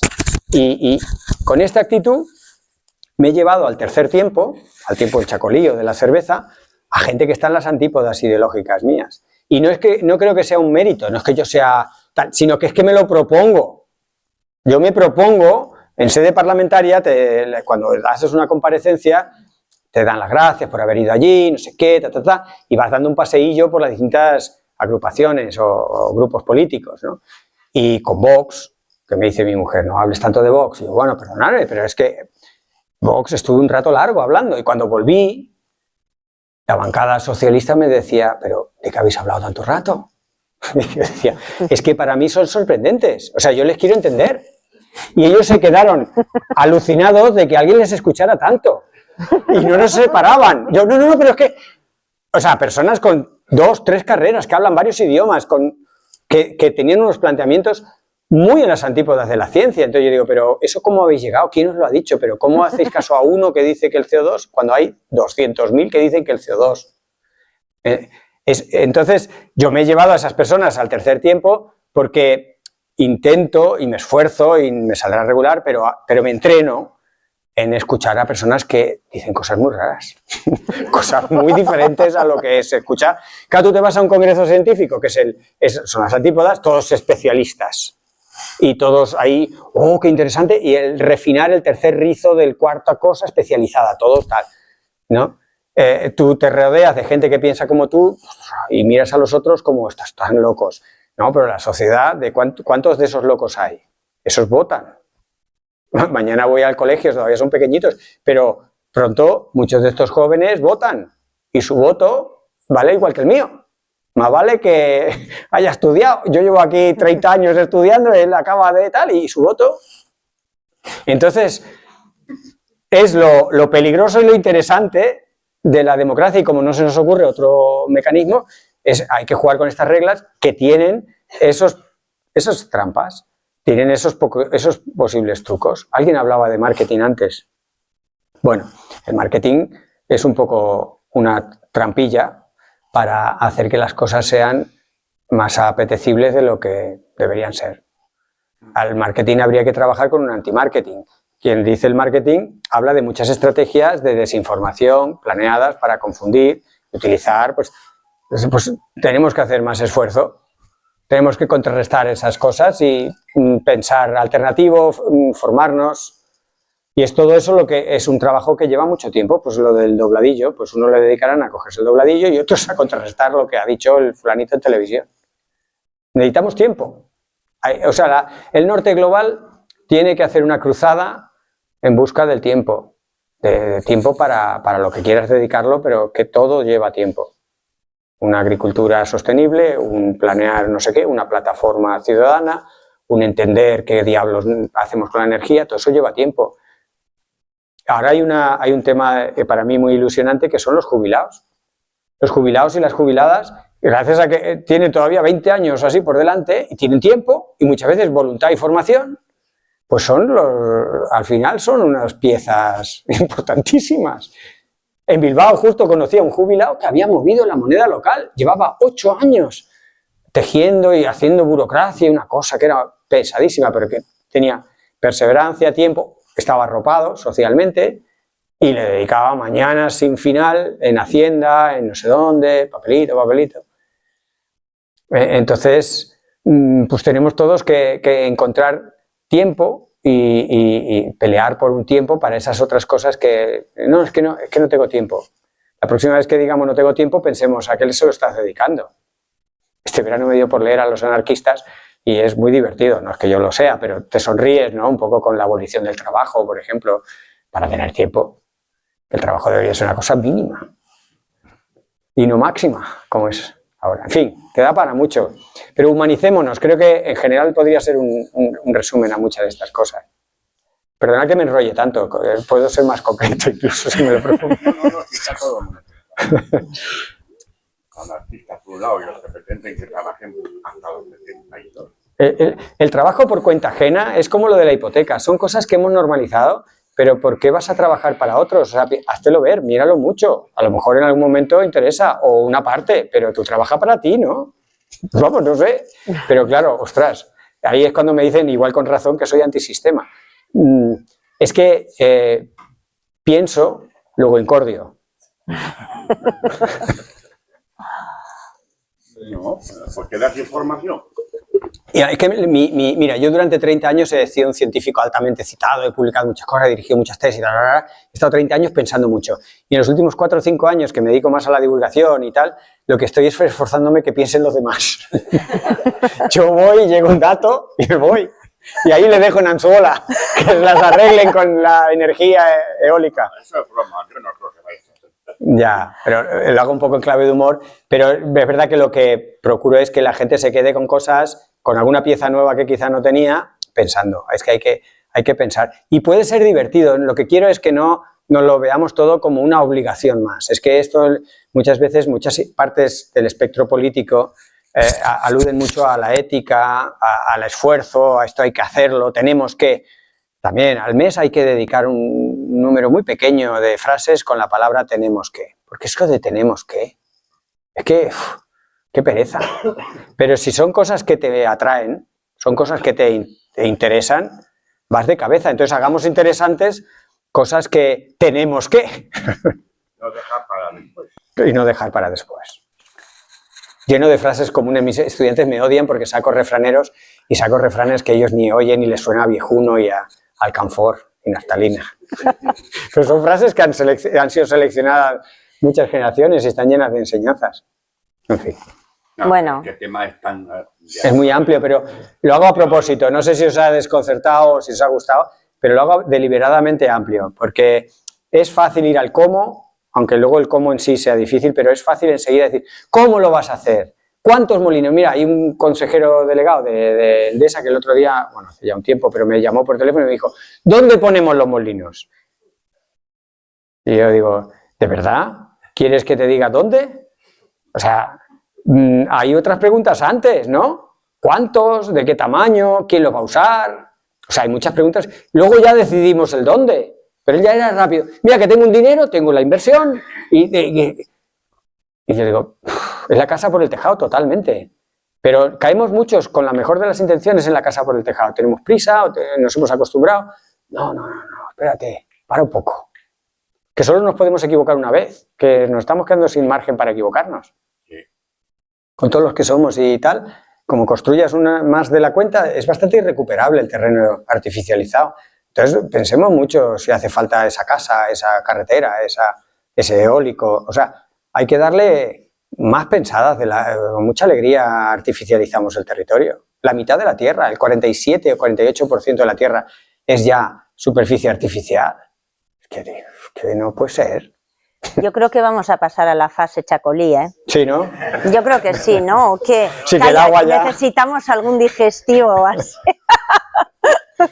Jo, ha sido un placer.